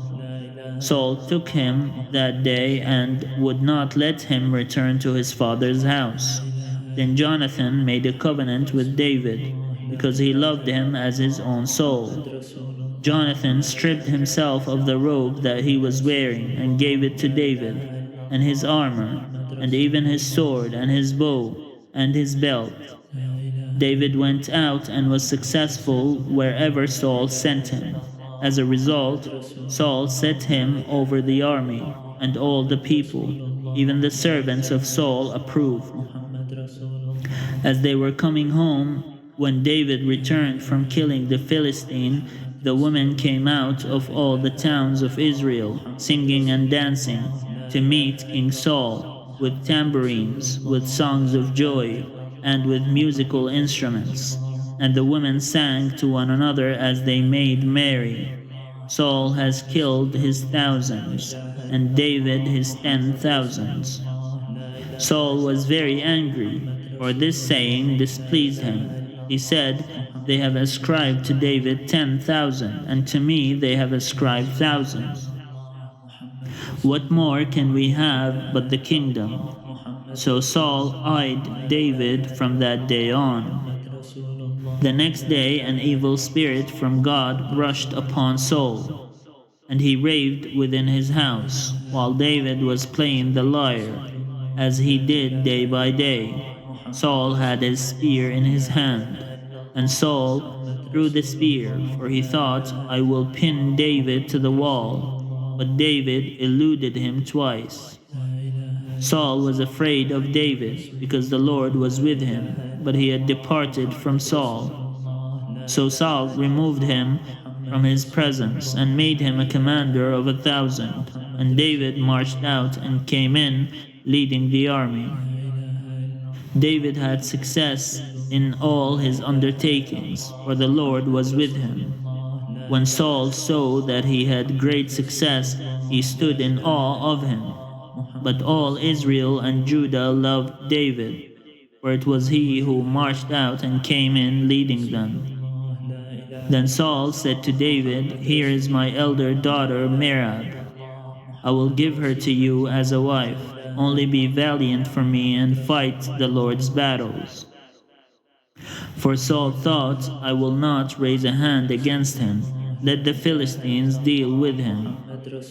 David said to Saul, "Who am I, and who are my kinsfolk, my father's family in Israel, that I should be son-in-law to the king?" But at the time when Saul's daughter Merab should have been given to David, she was given to Adriel, the Meholathite, as a wife. Now Saul's daughter Michal loved David. Saul was told, and the thing pleased him. Saul thought, "Let me give her to him, and she may be a snare for him, and that the hand of the Philistines may be against him." Therefore Saul said to David a second time, "You shall now be my son-in-law." Saul commanded his servants, "Speak to David in private and say, 'See, the king is delighted with you, and all his servants love you. Now then, become the king's son-in-law.'" So Saul's servants reported these words to David in private, and David said, "Does it mean to you a little thing to become the king's son-in-law, seeing that I am a poor man and of no repute?" The servants of Saul told him, "This is what David said." Then Saul said, "Thus shall you say to David, the king desires no marriage present except 100 foreskins of the Philistines, that he may be avenged on the king's enemies. Now Saul planned to make David fall by the hand of the Philistines. When his servants told David these words, David was well pleased to be the king's son-in-law. Before the time had expired, David rose and went, along with his men, and killed 100 of the Philistines, and David brought their foreskin, which were given in full number to the king, that he might become the king's son-in-law. Saul gave him his daughter Michal as a wife. But when Saul realized that the Lord was with David and that Saul's daughter Michal loved him, Saul was still more afraid of David. So Saul was David's enemy from that time forward. Then the commanders of the Philistines came out to battle, and as often as they came out, David had more success than all the servants of Saul, so that his fame became very great.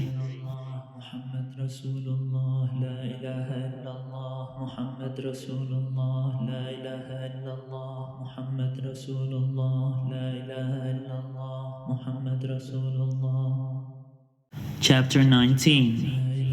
Saul spoke with his son Jonathan and with all his servants about killing David, but Saul's son Jonathan took great delight in David. Jonathan told David, "My father Saul is trying to kill you. Therefore be on guard tomorrow morning. Stay in a secret place and hide yourself. I will go out and stand beside my father in the field where you are, and I will speak to my father about you. If I learn anything, I will tell you." Jonathan spoke well of David to his father, Saul, saying to him, "The king should not sin against his servant David, because he has not sinned against you, and because his deeds have been of good service to you. For he took his life in his hand when he attacked the Philistine. And the Lord brought about a great victory for all Israel. You saw it and rejoiced. Why then will you sin against an innocent person by killing David without cause?" Saul heeded the voice of Jonathan. Saul swore, "As the Lord lives, he shall not be put to death." So Jonathan called David and related all these things to him. Jonathan then brought David to Saul, and he was in his presence as before. Again there was war, and David went out to fight the Philistines. He launched a heavy attack on them, so that they fled before him. Then an evil spirit from the Lord came upon Saul, as he sat in his house with his spear in his hand, while David was playing music. Saul sought to pin David to the wall with the spear, but he eluded Saul, so that he struck the spear into the wall. David fled and escaped that night. Saul sent messengers to David's house to keep watch over him, planning to kill him in the morning. David's wife, Michal, told him, "If you do not save your life tonight, tomorrow you will be killed." So Michal let David down through the window. He fled away and escaped. Michal took an idol and laid it on the bed. She put a net of goat hair on its head and covered it with the clothes. When Saul sent messengers to take David, she said, "He is sick." Then Saul sent the messengers to see David for themselves. He said, "Bring him up to me in the bed, that I may kill him." When the messengers came in, the idol was in the bed, with the covering of goat's hair on its head. Saul said to Michal, "Why have you deceived me like this, and let my enemy go, so that he has escaped?" Michal answered Saul, "He said to me, 'Let me go. Why should I kill you?'" Now David fled and escaped, he came to Samuel at Ramah and told him all that Saul had done to him. He and Samuel went and settled in Naioth. Saul was told, David is at Naioth in Ramah. Then Saul sent messengers to take David. When they saw the company of the prophets in a frenzy, with Samuel standing in charge of them, the Spirit of God came upon the messengers of Saul, and they also fell into a prophetic frenzy. When Saul was told, he sent other messengers, and they also fell into a frenzy. Saul sent messengers again the third time, and they also fell into a frenzy. Then he himself went to Ramah. He came to the great well that is in Seco. He asked, Where are Samuel and David? And someone said, They are at Naioth in Ramah. He went there toward Naioth in Ramah, and the Spirit of God came upon him, and he was going. He fell into a prophetic frenzy until he came to Naioth in Ramah. He too stripped off his clothes, and he too fell into a frenzy before Samuel. He lay naked all that day and all that night. Therefore it is said, Is Saul also among the prophets?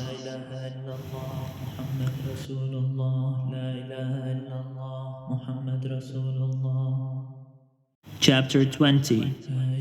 David fled from Naioth and Ramah. He came before Jonathan and said, What have I done? What is my guilt? And what is my sin against your father that he is trying to take my life? He said to him, Far from it, you shall not die. My father does nothing either great or small without disclosing it to me. And why should my father hide this from me? Never.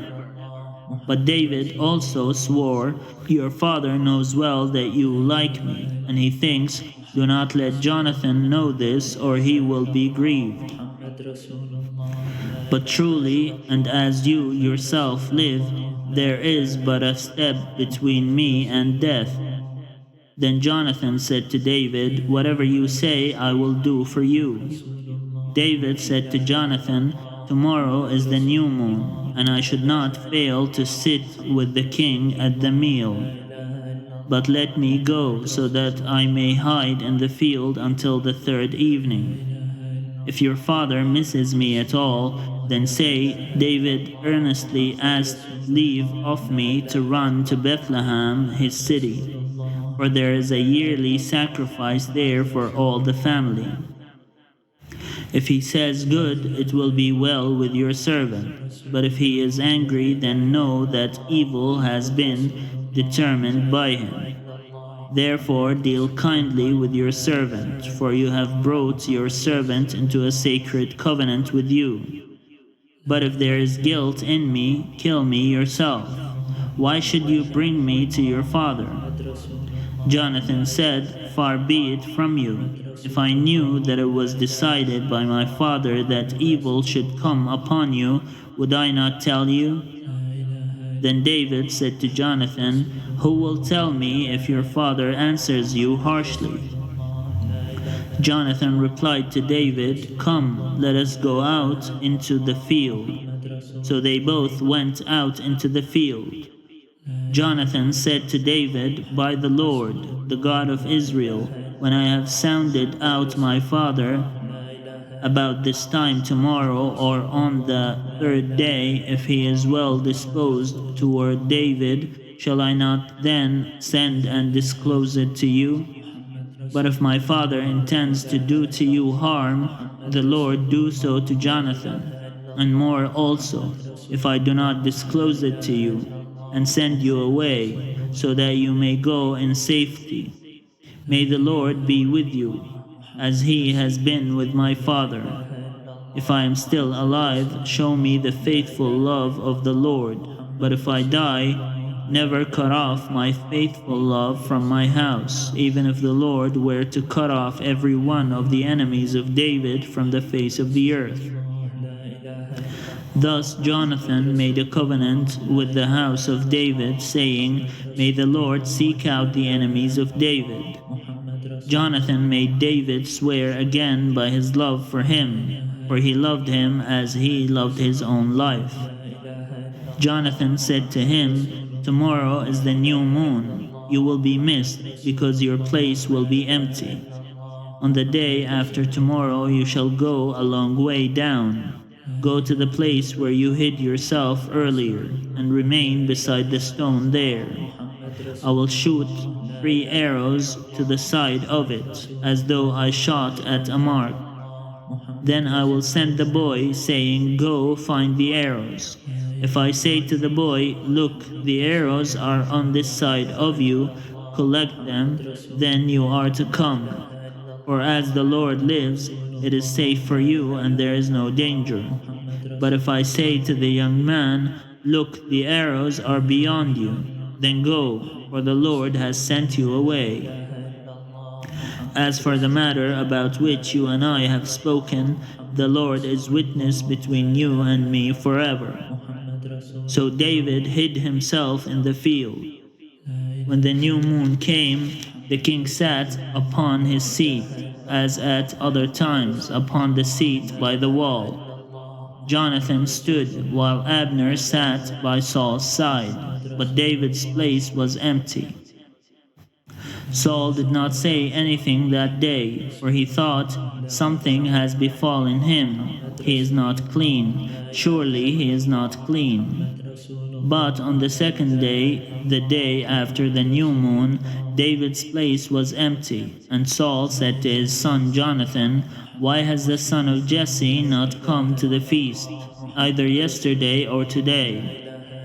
Jonathan answered Saul, "David earnestly asked leave of me to go to Bethlehem. He said, 'Let me go, for our family is holding a sacrifice in the city, and my brother has commanded me to be there. So now, if I have found favor in your sight, let me get away and see my brothers.' For this reason he has not come to the king's table." Then Saul's anger was kindled against Jonathan.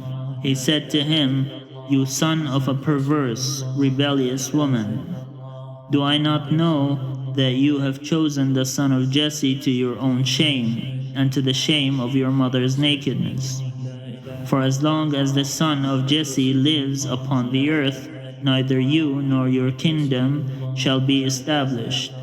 Now send and bring him to me, for he shall surely die." Then Jonathan answered his father Saul, "Why should he be put to death? What has he done?" But Saul threw his spear at him to strike him.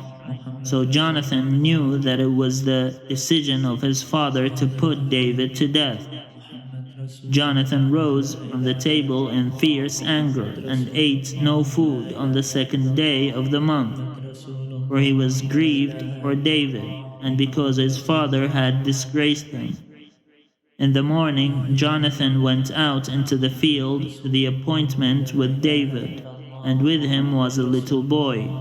He said to the boy, "Run and find the arrows that I shoot."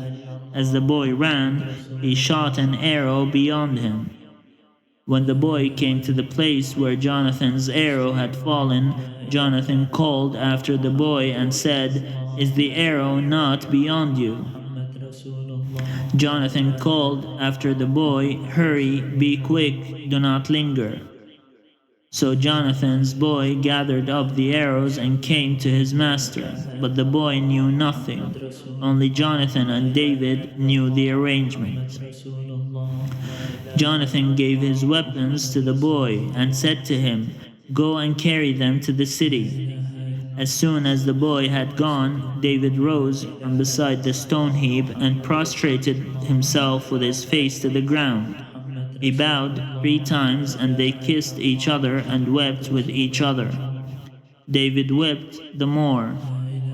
Then Jonathan said to David, "Go in peace, since both of us have sworn in the name of the Lord, saying, 'The Lord shall be between me and you, and between my descendants and your descendants forever.'" He got up and left, and Jonathan went into the city.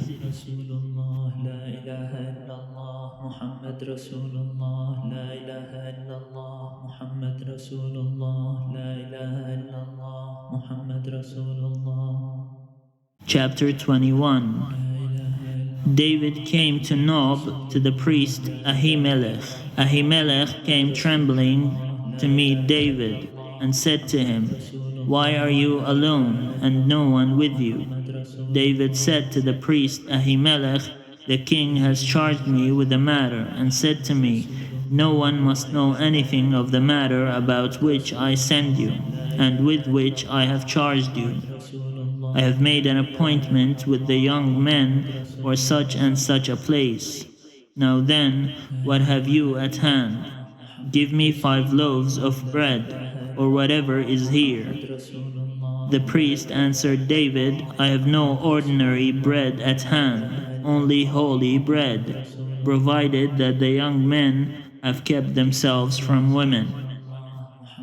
David answered the priest, "Indeed, women have been kept from us as always when I go on an expedition.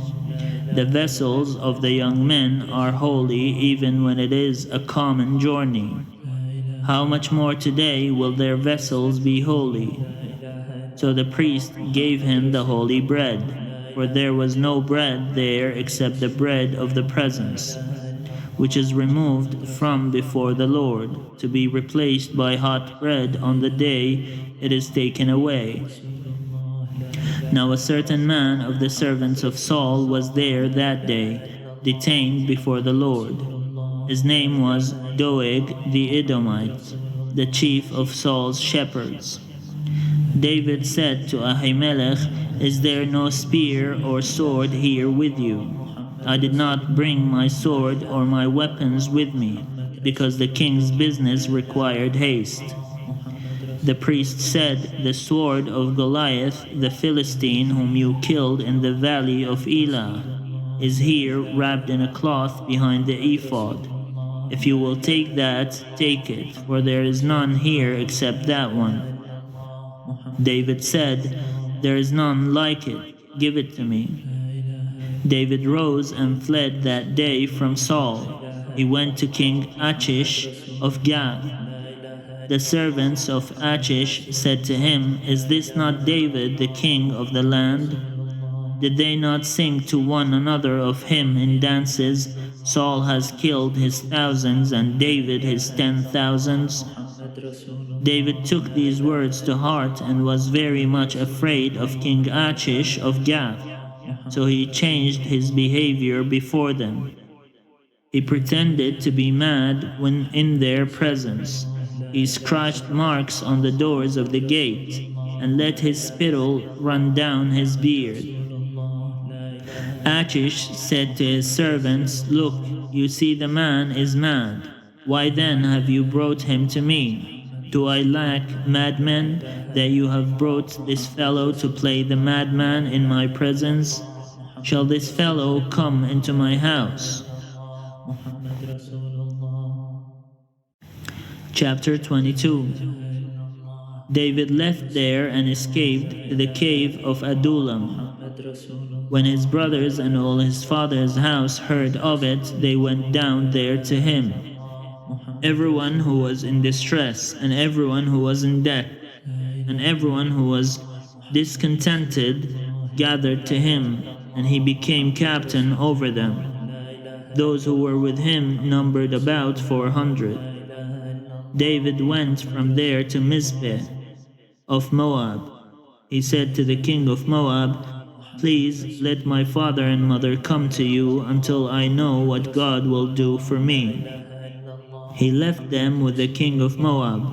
They stayed with him all the time that David was in the stronghold. Then the prophet Gad said to David, "Do not remain in the stronghold. Leave and go into the land of Judah." So David left and went into the forest of Hereth. Saul heard that David and those who were with him had been located. Saul was sitting at Gibeah under the tamarisk tree on the height, with his spear in his hand, and all his servants were standing around him. Saul said to his servants who stood around him, "Hear now, you Benjaminites. Will the son of Jesse give every one of you fields and vineyards? Will he make you all commanders of thousands and commanders of hundreds? Is that why all of you have conspired against me? No one discloses to me when my son makes a league with the son of Jesse. None of you is sorry for me or discloses to me that my son has stirred up my servant against me, to lie in wait, as he is doing today." Doeg the Edomite, who was in charge of Saul's servants, answered, "I saw the son of Jesse coming to Nob, to Ahimelech son of Ahitub. He inquired of the Lord for him, gave him provisions, and gave him the sword of Goliath the Philistine. The king sent for the priest Ahimelech son of Ahitub, and for all his father's house, the priests who were at Nob, and all of them came to the king. Saul said, "Listen now, son of Ahitub." He answered, "Here I am, my lord." Saul said to him, "Why have you conspired against me, you and the son of Jesse, by giving him bread and the sword, and by inquiring of God for him, so that he has risen against me, to lie in wait as he is doing today?" Then Ahimelech answered the king, "Who among all your servants is so faithful as David? He is the king's son-in-law, and is quick to do your bidding, and is honored in your house. Is today the first time that I have inquired of God for him? By no means. Do not let the king impute anything to his servant or to any member of my father's house, for your servant has known nothing of all this, much or little." The king said, "You shall surely die, Ahimelech, you and all your father's house." The king said to the guard who stood around him, "Turn and kill the priests of the Lord, because their hand also is with David." They knew that he fled and did not disclose it to me. But the servants of the king would not raise their hand to attack the priests of the Lord. Then the king said to Doeg, "You, Doeg, turn and attack the priests." Doeg the Edomite turned and attacked the priests. On that day he killed 80 who wore the linen ephod. Nob, the city of the priests, he put to the sword, men and women, children and infants, oxen, donkeys, and sheep he put to the sword. But one of the sons of Ahimelech, son of Ahitub, named Abiathar, escaped and fled after David. Abiathar told David that Saul had killed the priests of the Lord. David said to Abiathar, "I knew on that day when Doeg the Edomite was there that he would surely tell Saul, 'I'm responsible for the lives of all your father's house. Stay with me and do not be afraid, for the one who seeks my life seeks your life. You will be safe with me.'"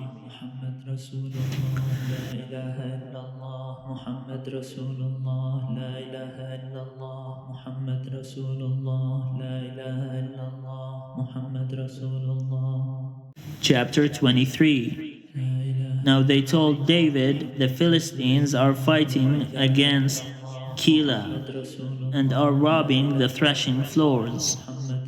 David inquired of the Lord, "Shall I go and attack these Philistines?" The Lord said to David, "Go and attack the Philistines and save Keilah." But David's men said to him, "Look, we are afraid here in Judah. How much more, then, if we go to Keilah against the armies of the Philistines?" Then David inquired of the Lord again. The Lord answered him, "Yes, go down to Keilah, for I will give the Philistines into your hand." So David and his men went to Keilah, fought with the Philistines, brought away their livestock, and dealt them a heavy defeat. Thus David rescued the inhabitants of Keilah. When Abiathar, son of Ahimelech, fled to David at Keilah, he came down with an ephod in his hand. Now it was told Saul that David had come to Keilah, and Saul said, God has given him into my hand, for he has shut himself in by entering a town that has gates and bars. Saul summoned all the people to war, to go down to Keilah, to besiege David and his men. When David learned that Saul was plotting evil against him, he said to the priest Abiathar, Bring the ephod here. David said, O Lord, the God of Israel, your servant has heard that Saul seeks to come to Keilah, to destroy the city on my account.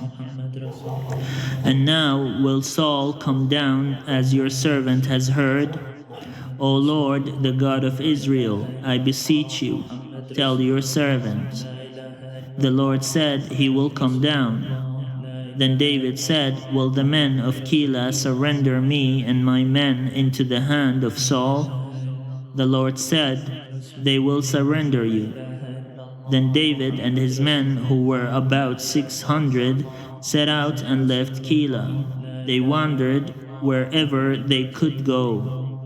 When Saul was told that David had escaped from Keilah, he gave up the expedition. David remained in the strongholds in the wilderness, in the hill country of the wilderness of Ziph. Saul sought him every day, but the Lord did not give him into his hand. David was in the wilderness of Ziph at Horesh when he learned that Saul had come out to seek his life. Saul's son Jonathan set out and came to David at Horesh. Then he strengthened his hand through the Lord. He said to him, Do not be afraid, for the hand of my father Saul shall not find you. You shall be king over Israel, and I shall be second to you. My father Saul also knows that this is so. Then the two of them made a covenant before the Lord. David remained at Horesh, and Jonathan went home. Then some Ziphites went up to Saul at Gibeah and said, David is hiding among us in the strongholds of Horesh, on the hill of Hachilah, which is south of Jeshimon. Now, O king, whenever you wish to come down, do so, and our part will be to surrender him into the king's hand. Saul said, May you be blessed by the Lord for showing me compassion. Go and make sure once more. Find out exactly where he is and who has seen him there, for I am told that he is very cunning. Look around and learn all the hiding places where he lurks, and come back to me with sure information. Then I will go with you, and if he is in the land, I will search him out among all the thousands of Judah. So they set out and went to Ziph ahead of Saul. David and his men were in the wilderness of Maon, in the Arabah, to the south of Jeshimon. Saul and his men went to search for him. When David was told, he went down to the rock and stayed in the wilderness of Maon. When Saul heard that, he pursued David into the wilderness of Maon. Saul went on one side of the mountain, and David and his men on the other side of the mountain. David was hurrying to get away from Saul, while Saul and his men were closing in on David and his men to capture them. Then a messenger came to Saul, saying, Hurry and come, for the Philistines have made a raid on the land. So Saul stopped pursuing David and went against the Philistines. Therefore that place was called the Rock of Escape. David then went up from there and lived in the strongholds of En-Gedi.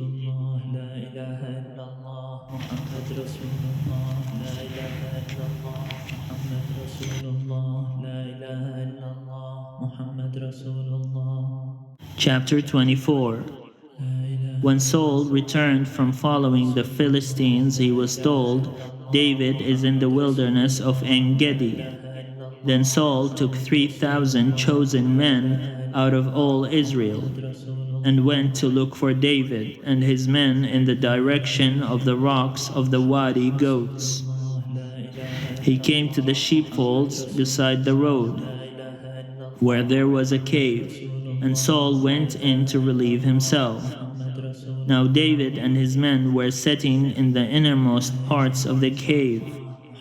The men of David said to him, "Here is the day of which the Lord said to you, I will give your enemy into your hand, and you shall do to him as it seems good to you." Then David went and stealthily cut off a corner of Saul's cloak. Afterward, David was stricken to the heart because he had cut off a corner of Saul's cloak.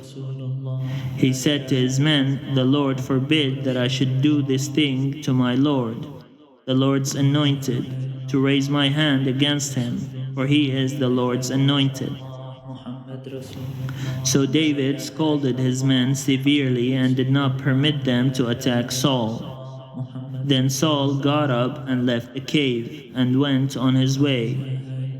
Afterwards, David also rose up and went out of the cave and called after Saul, "My lord, the king." When Saul looked behind him, David bowed with his face to the ground and did obeisance. David said to Saul, "Why do you listen to the words of those who say, 'David seeks to do you harm'? This very day your eyes have seen how the Lord gave you into my hand in the cave, and some urged me to kill you, but I spared you. I said, I will not raise my hand against my Lord, for he is the Lord's anointed. See, my father, see the corner of your cloak in my hand. For by the fact that I cut off the corner of your cloak and did not kill you, you may know for certain that there is no wrong or treason in my hands. I have not sinned against you, though you are hunting me to take my life. May the Lord judge between me and you. May the Lord avenge me on you, but my hand shall not be against you. As the ancient proverb says, out of the wicked comes forth wickedness, but my hand shall not be against you. Against whom has the king of Israel come out? Whom do you pursue? A dead dog? A sling flea? May the Lord, therefore, be judge and give sentence between me and you. May he see to it and plead my cause and vindicate me against you." When David had finished speaking these words to Saul, Saul said, "Is this your voice, my son David?" Saul lifted up his voice and wept. He said to David, "You are more righteous than I, for you have repaid me good, whereas I have repaid you evil. Today you have explained how you have dealt well with me, in that you did not kill me when the Lord put me into your hands. For who has ever found an enemy and sent the enemy safely away?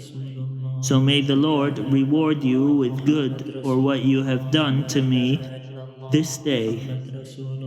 Now I know that you shall surely be king, and that the kingdom of Israel shall be established in your hand. Swear to me, therefore, by the Lord, that you will not cut off my descendants after me, and that you will not wipe out my name from my father's house." So David swore this to Saul. Then Saul went home, but David and his men went up to the stronghold.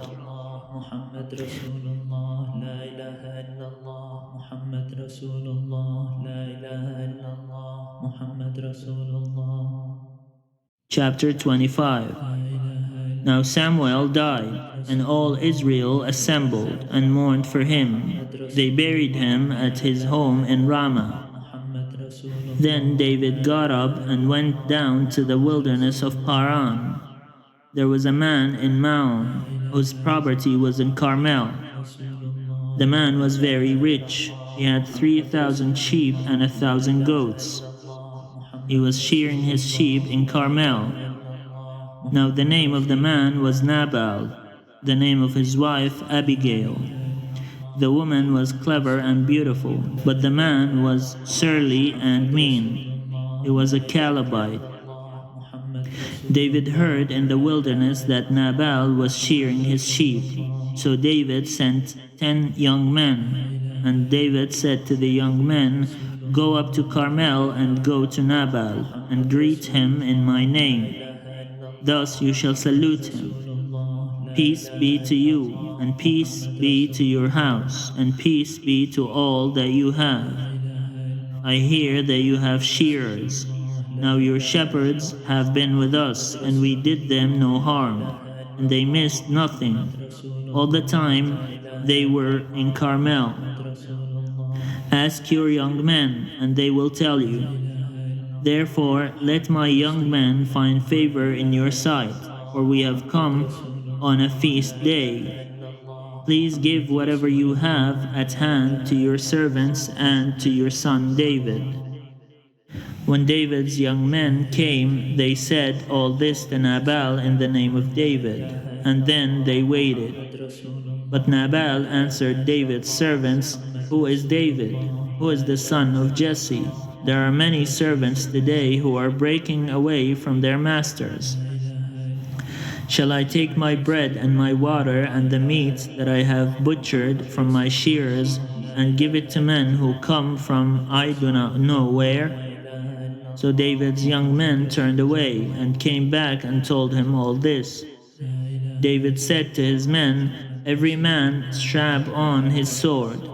And every one of them strapped on his sword. David also strapped on his sword, and about 400 men went up after David, while 200 remained with the baggage. But one of the young men told Abigail, Nabal's wife, "David sent messengers out of the wilderness to salute your master, and he shouted insults at them. Yet the men were very good to us, and we suffered no harm, and we never missed anything when we were in the fields, as long as we were with them. They were a wall to us both by night and by day, all the while we were with them keeping the sheep. Now therefore know this and consider what you should do, for evil has been decided against our master and against all his house. He is so ill-natured that no one can speak to him." Then Abigail hurried and took 200 loaves, 2 skins of wine, 5 sheep ready dressed, 5 measures of parched grain, 100 clusters of raisins, and 200 cakes of figs. She loaded them on donkeys and said to her young men, "Go on ahead of me, I am coming after you." But she did not tell her husband Nabal. As she rode on the donkey and came down under cover of the mountain, David and his men came down toward her, and she met them. Now David had said, "Surely it was in vain that I protected all that this fellow has in the wilderness, so that nothing was missed of all that belonged to him. But he has returned me evil for good. God do so to David and more also, if by morning I leave so much as one male of all who belong to him." When Abigail saw David, she hurried and alighted from the donkey, and fell before David on her face, bowing on the ground. She fell at his feet and said, "Upon me alone, my lord, be the guilt. Please let your servant speak in your ears, and hear the words of your servant. My lord, do not take seriously this ill-natured fellow, Nabal, for as his name is, so is he. Nabal is his name, and folly is with him. But I, your servant, did not see the young men of my lord whom you sent. Now then, my Lord, as the Lord lives, and as you yourself live, since the Lord has restrained you from blood guilt and from taking vengeance with your own hand, now let your enemies and those who seek to do evil to my Lord be like Nabal. And now let this present that your servant has brought to my Lord be given to the young men who follow my Lord.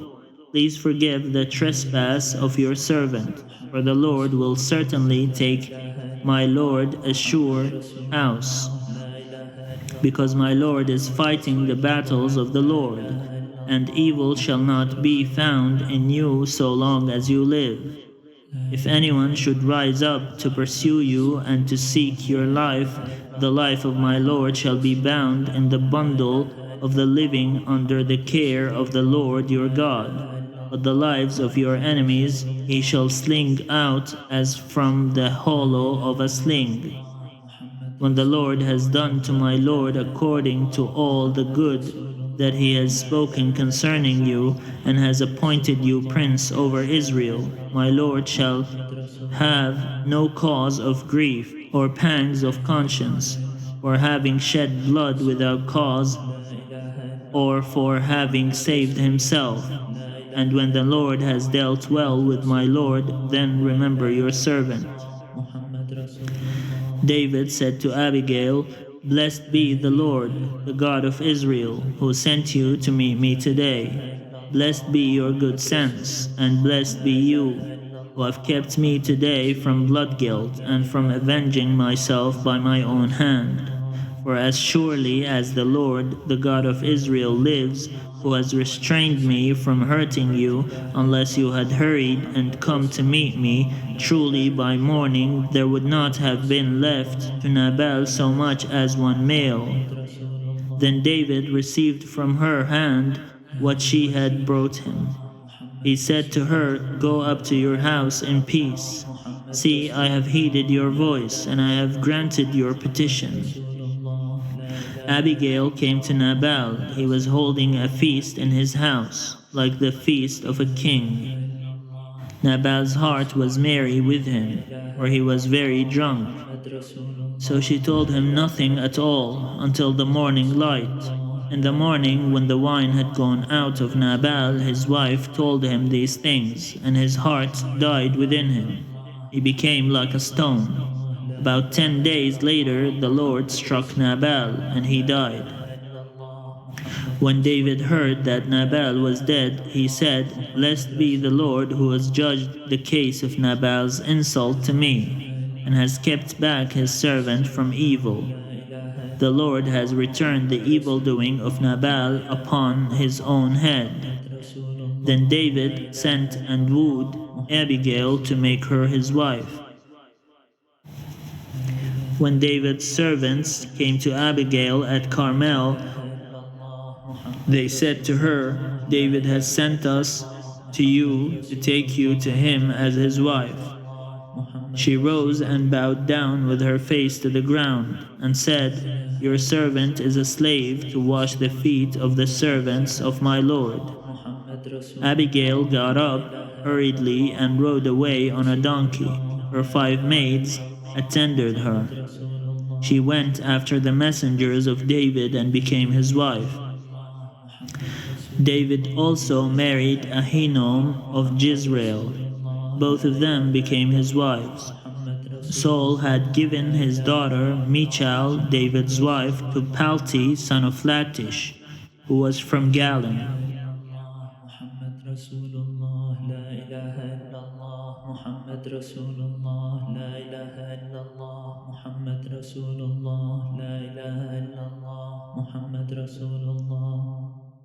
Chapter 26.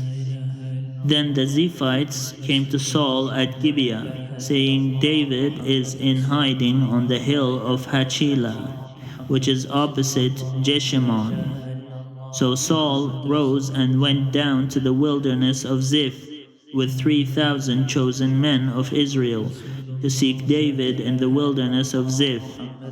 Saul encamped on the hill of Hachilah, which is opposite Jeshimon, beside the road, but David remained in the wilderness.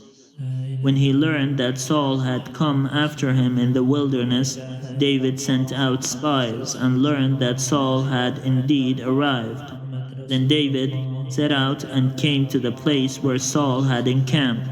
And David saw the place where Saul lay, and Abner, son of Ner, the commander of his army. Saul was lying with the encampments, while the army was encamped around him.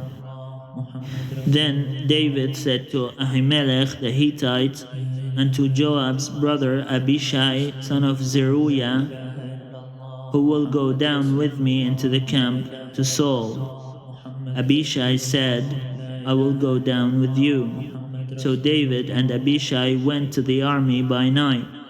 There Saul lay sleeping within the encampment, with his spear stuck in the ground at his head, and Abner and the army lay around him. Abishai said to David, "God has given your enemy into your hand today. Now therefore, let me pin him to the ground with one stroke of the spear. I will not strike him twice." But David said to Abishai, "Do not destroy him, for who can raise his hand against the Lord's anointed and be guiltless?" David said, "As the Lord lives, the Lord will strike him down, or his day will come to die, or he will go down into battle and perish. The Lord forbid that I should raise my hand against the Lord's anointed. But now take the spear that is at his head and the water jar, and let us go." So David took the spear that was at Saul's head and the water jar, and they went away. No one saw it or knew it, nor did anyone awake, for they were all asleep, because a deep sleep from the Lord had fallen upon them. Then David went over to the other side and stood on top of a hill far away, with a great distance between them. David called to the army and to Abner, son of Ner, saying, "Abner, will you not answer?" Then Abner replied, "Who are you that calls to the king?" David said to Abner, "Are you not a man? Who is like you in Israel? Why then have you not kept watch over your lord the king? For one of the people came in to destroy your lord the king. This thing that you have done is not good. As the Lord lives, you deserve to die, because you have not kept watch over your Lord, the Lord's anointed.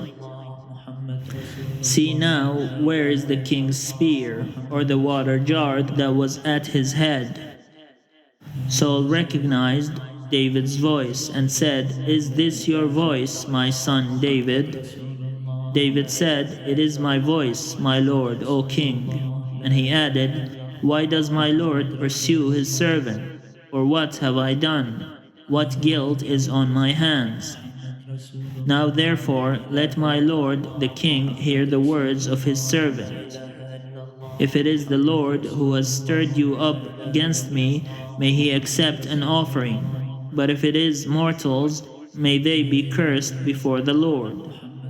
For they have driven me out today from my share in the heritage of the Lord, saying, 'Go serve other gods.' Now therefore do not let my blood fall to the ground, away from the presence of the Lord.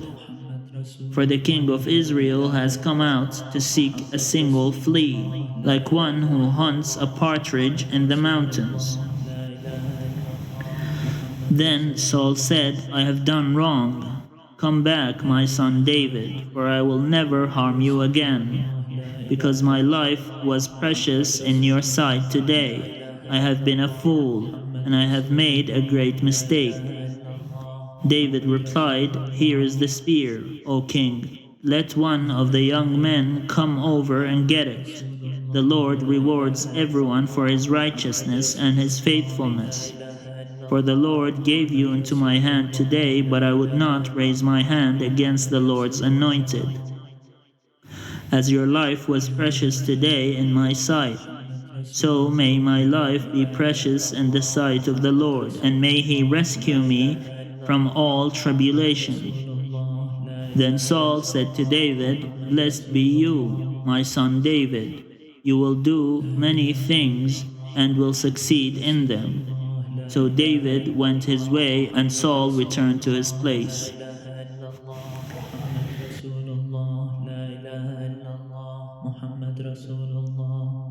Chapter 27. David said in his heart, "I shall now perish one day by the hand of Saul. There is nothing better for me than to escape to the land of the Philistines. Then Saul will despair of seeking me any longer within the borders of Israel, and I shall escape out of his hand." So David set out and went over, he and the 600 men who were with him, to King Achish, son of Maoch of Gath.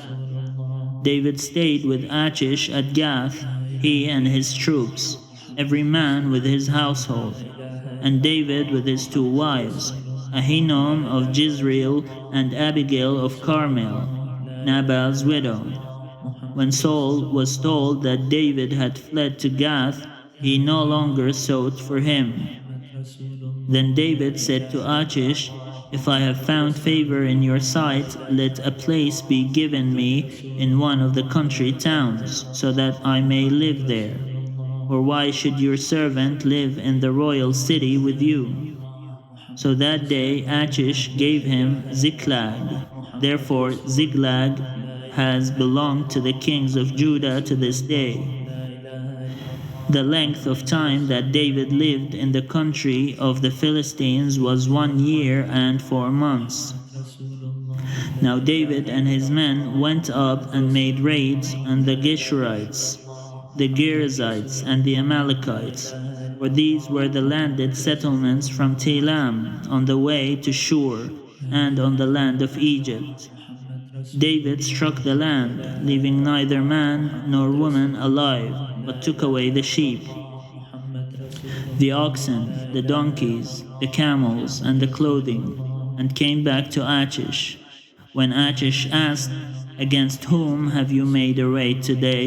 David would say, "Against the Negeb of Judah, against the Negeb of the Jerahmeelites, or against the Negeb of the Kenites." David left neither man nor woman alive to be brought back to Gath, thinking they might tell about us and say, "David has done so and so." Such was his practice all the time he lived in the country of the Philistines. Achish trusted David, thinking, "He has made himself utterly abhorrent to his people Israel, therefore he shall always be my servant."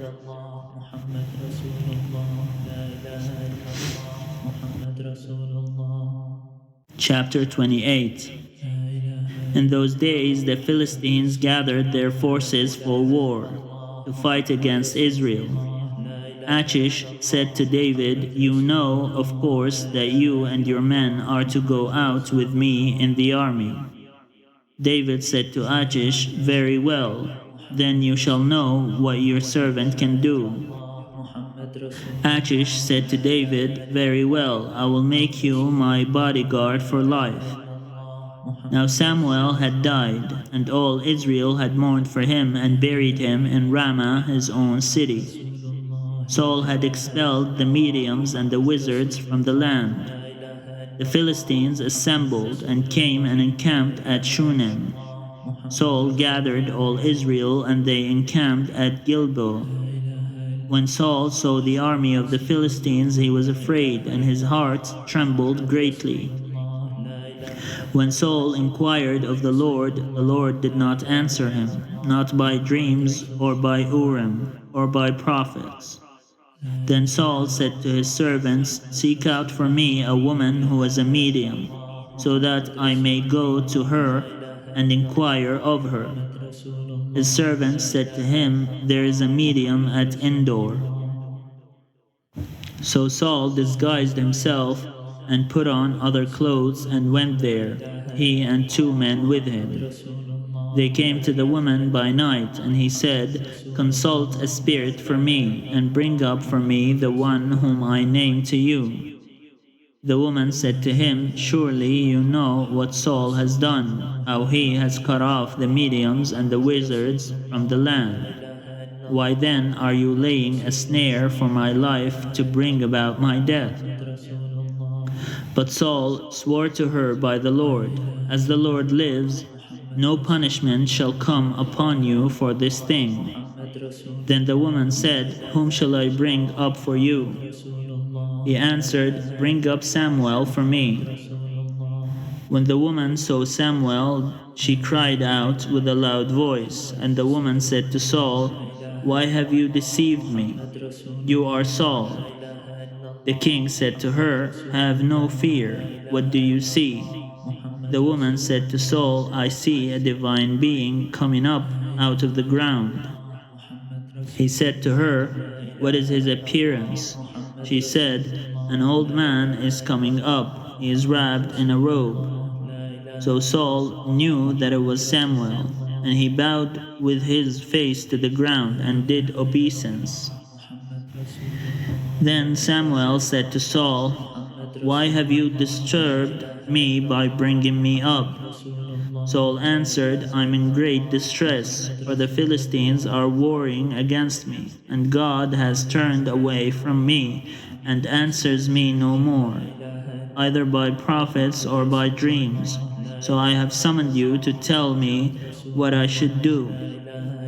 Samuel said, "Why then do you ask me, since the Lord has turned from you and become your enemy? The Lord has done to you just as he spoke by me, for the Lord has torn the kingdom out of your hand and given it to your neighbor David, because you did not obey the voice of the Lord and did not carry out his fierce wrath against Amalek. Therefore, the Lord has done this thing to you today. Moreover, the Lord will give Israel along with you into the hands of the Philistines, and tomorrow you and your sons shall be with me. The Lord will also give the army of Israel into the hands of the Philistines." Immediately Saul fell full length on the ground, filled with fear because of the words of Samuel, and there was no strength in him, for he had eaten nothing all day and all night. The woman came to Saul, and when she saw that he was terrified, she said to him, "Your servant has listened to you. I have taken my life in my hand, and have listened to what you have said to me. Now therefore you also listen to your servant.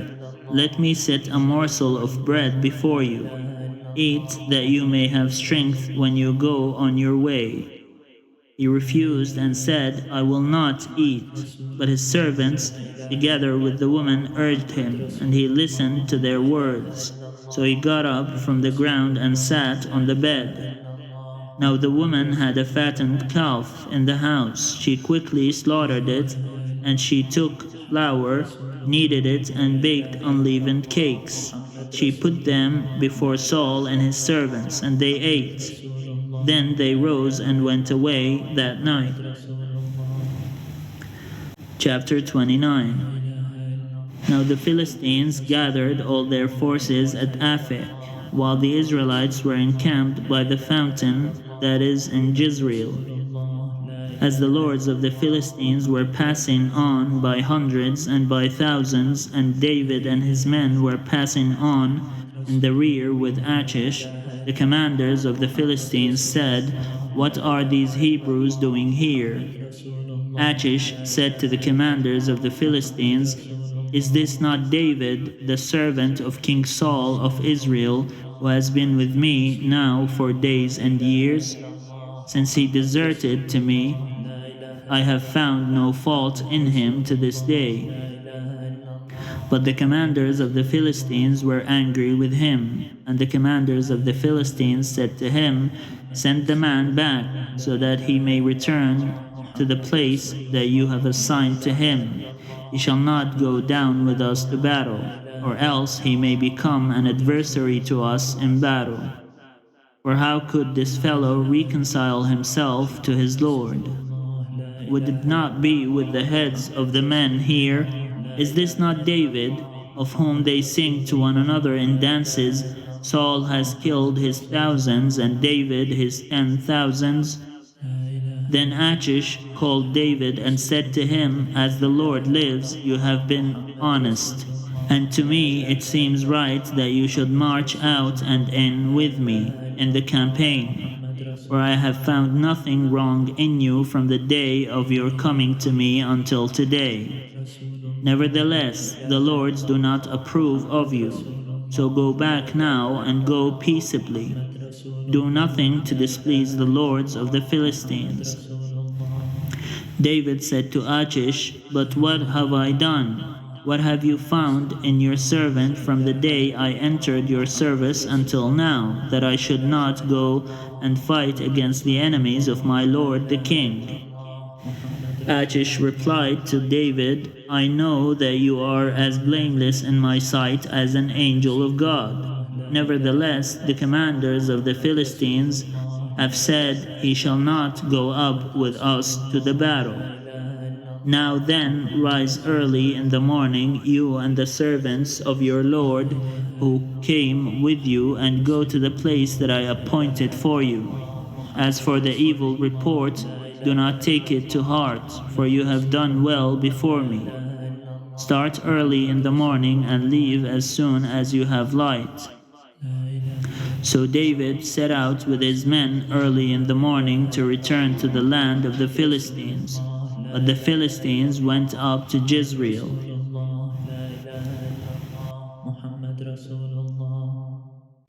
Chapter 30.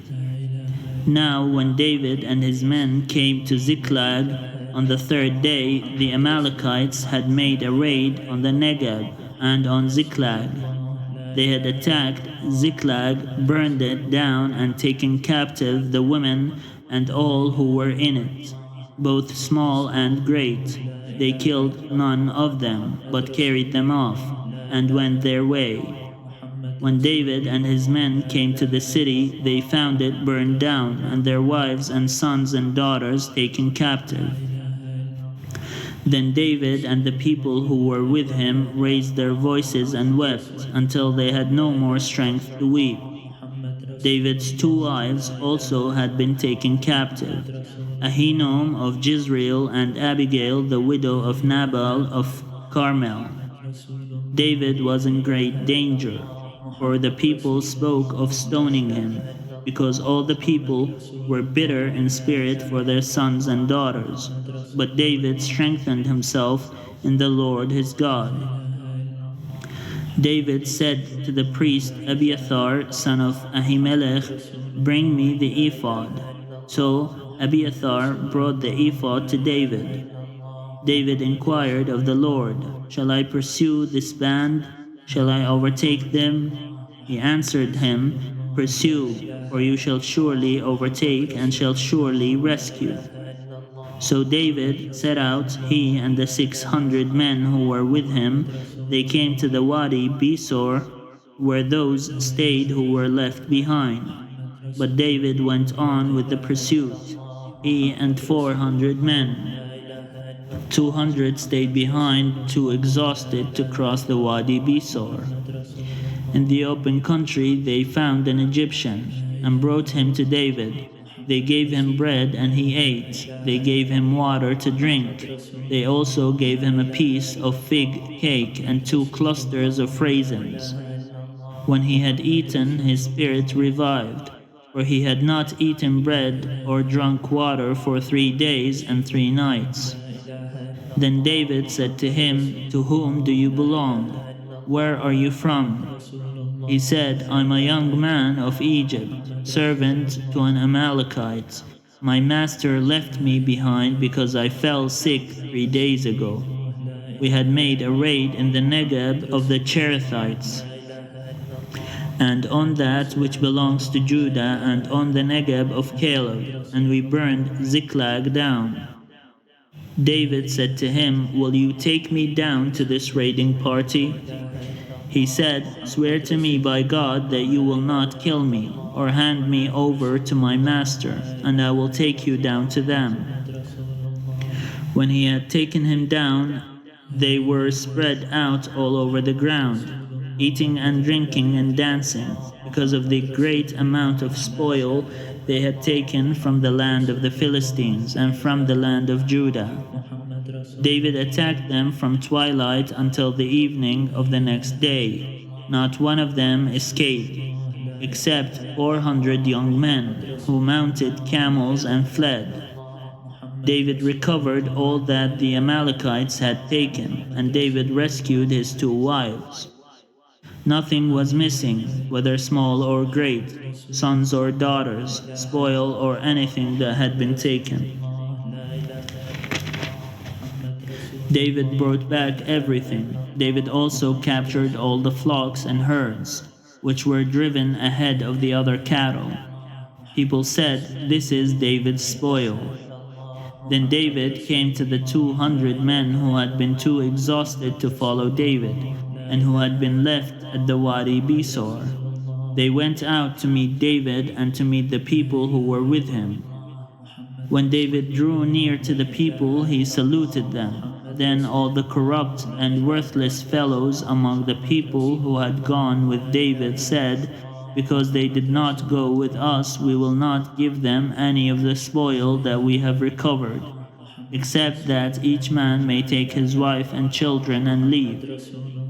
But David said, "You shall not do so, my brothers. With what the Lord has given us, he has preserved us and handed over to us the raiding party that attacked us.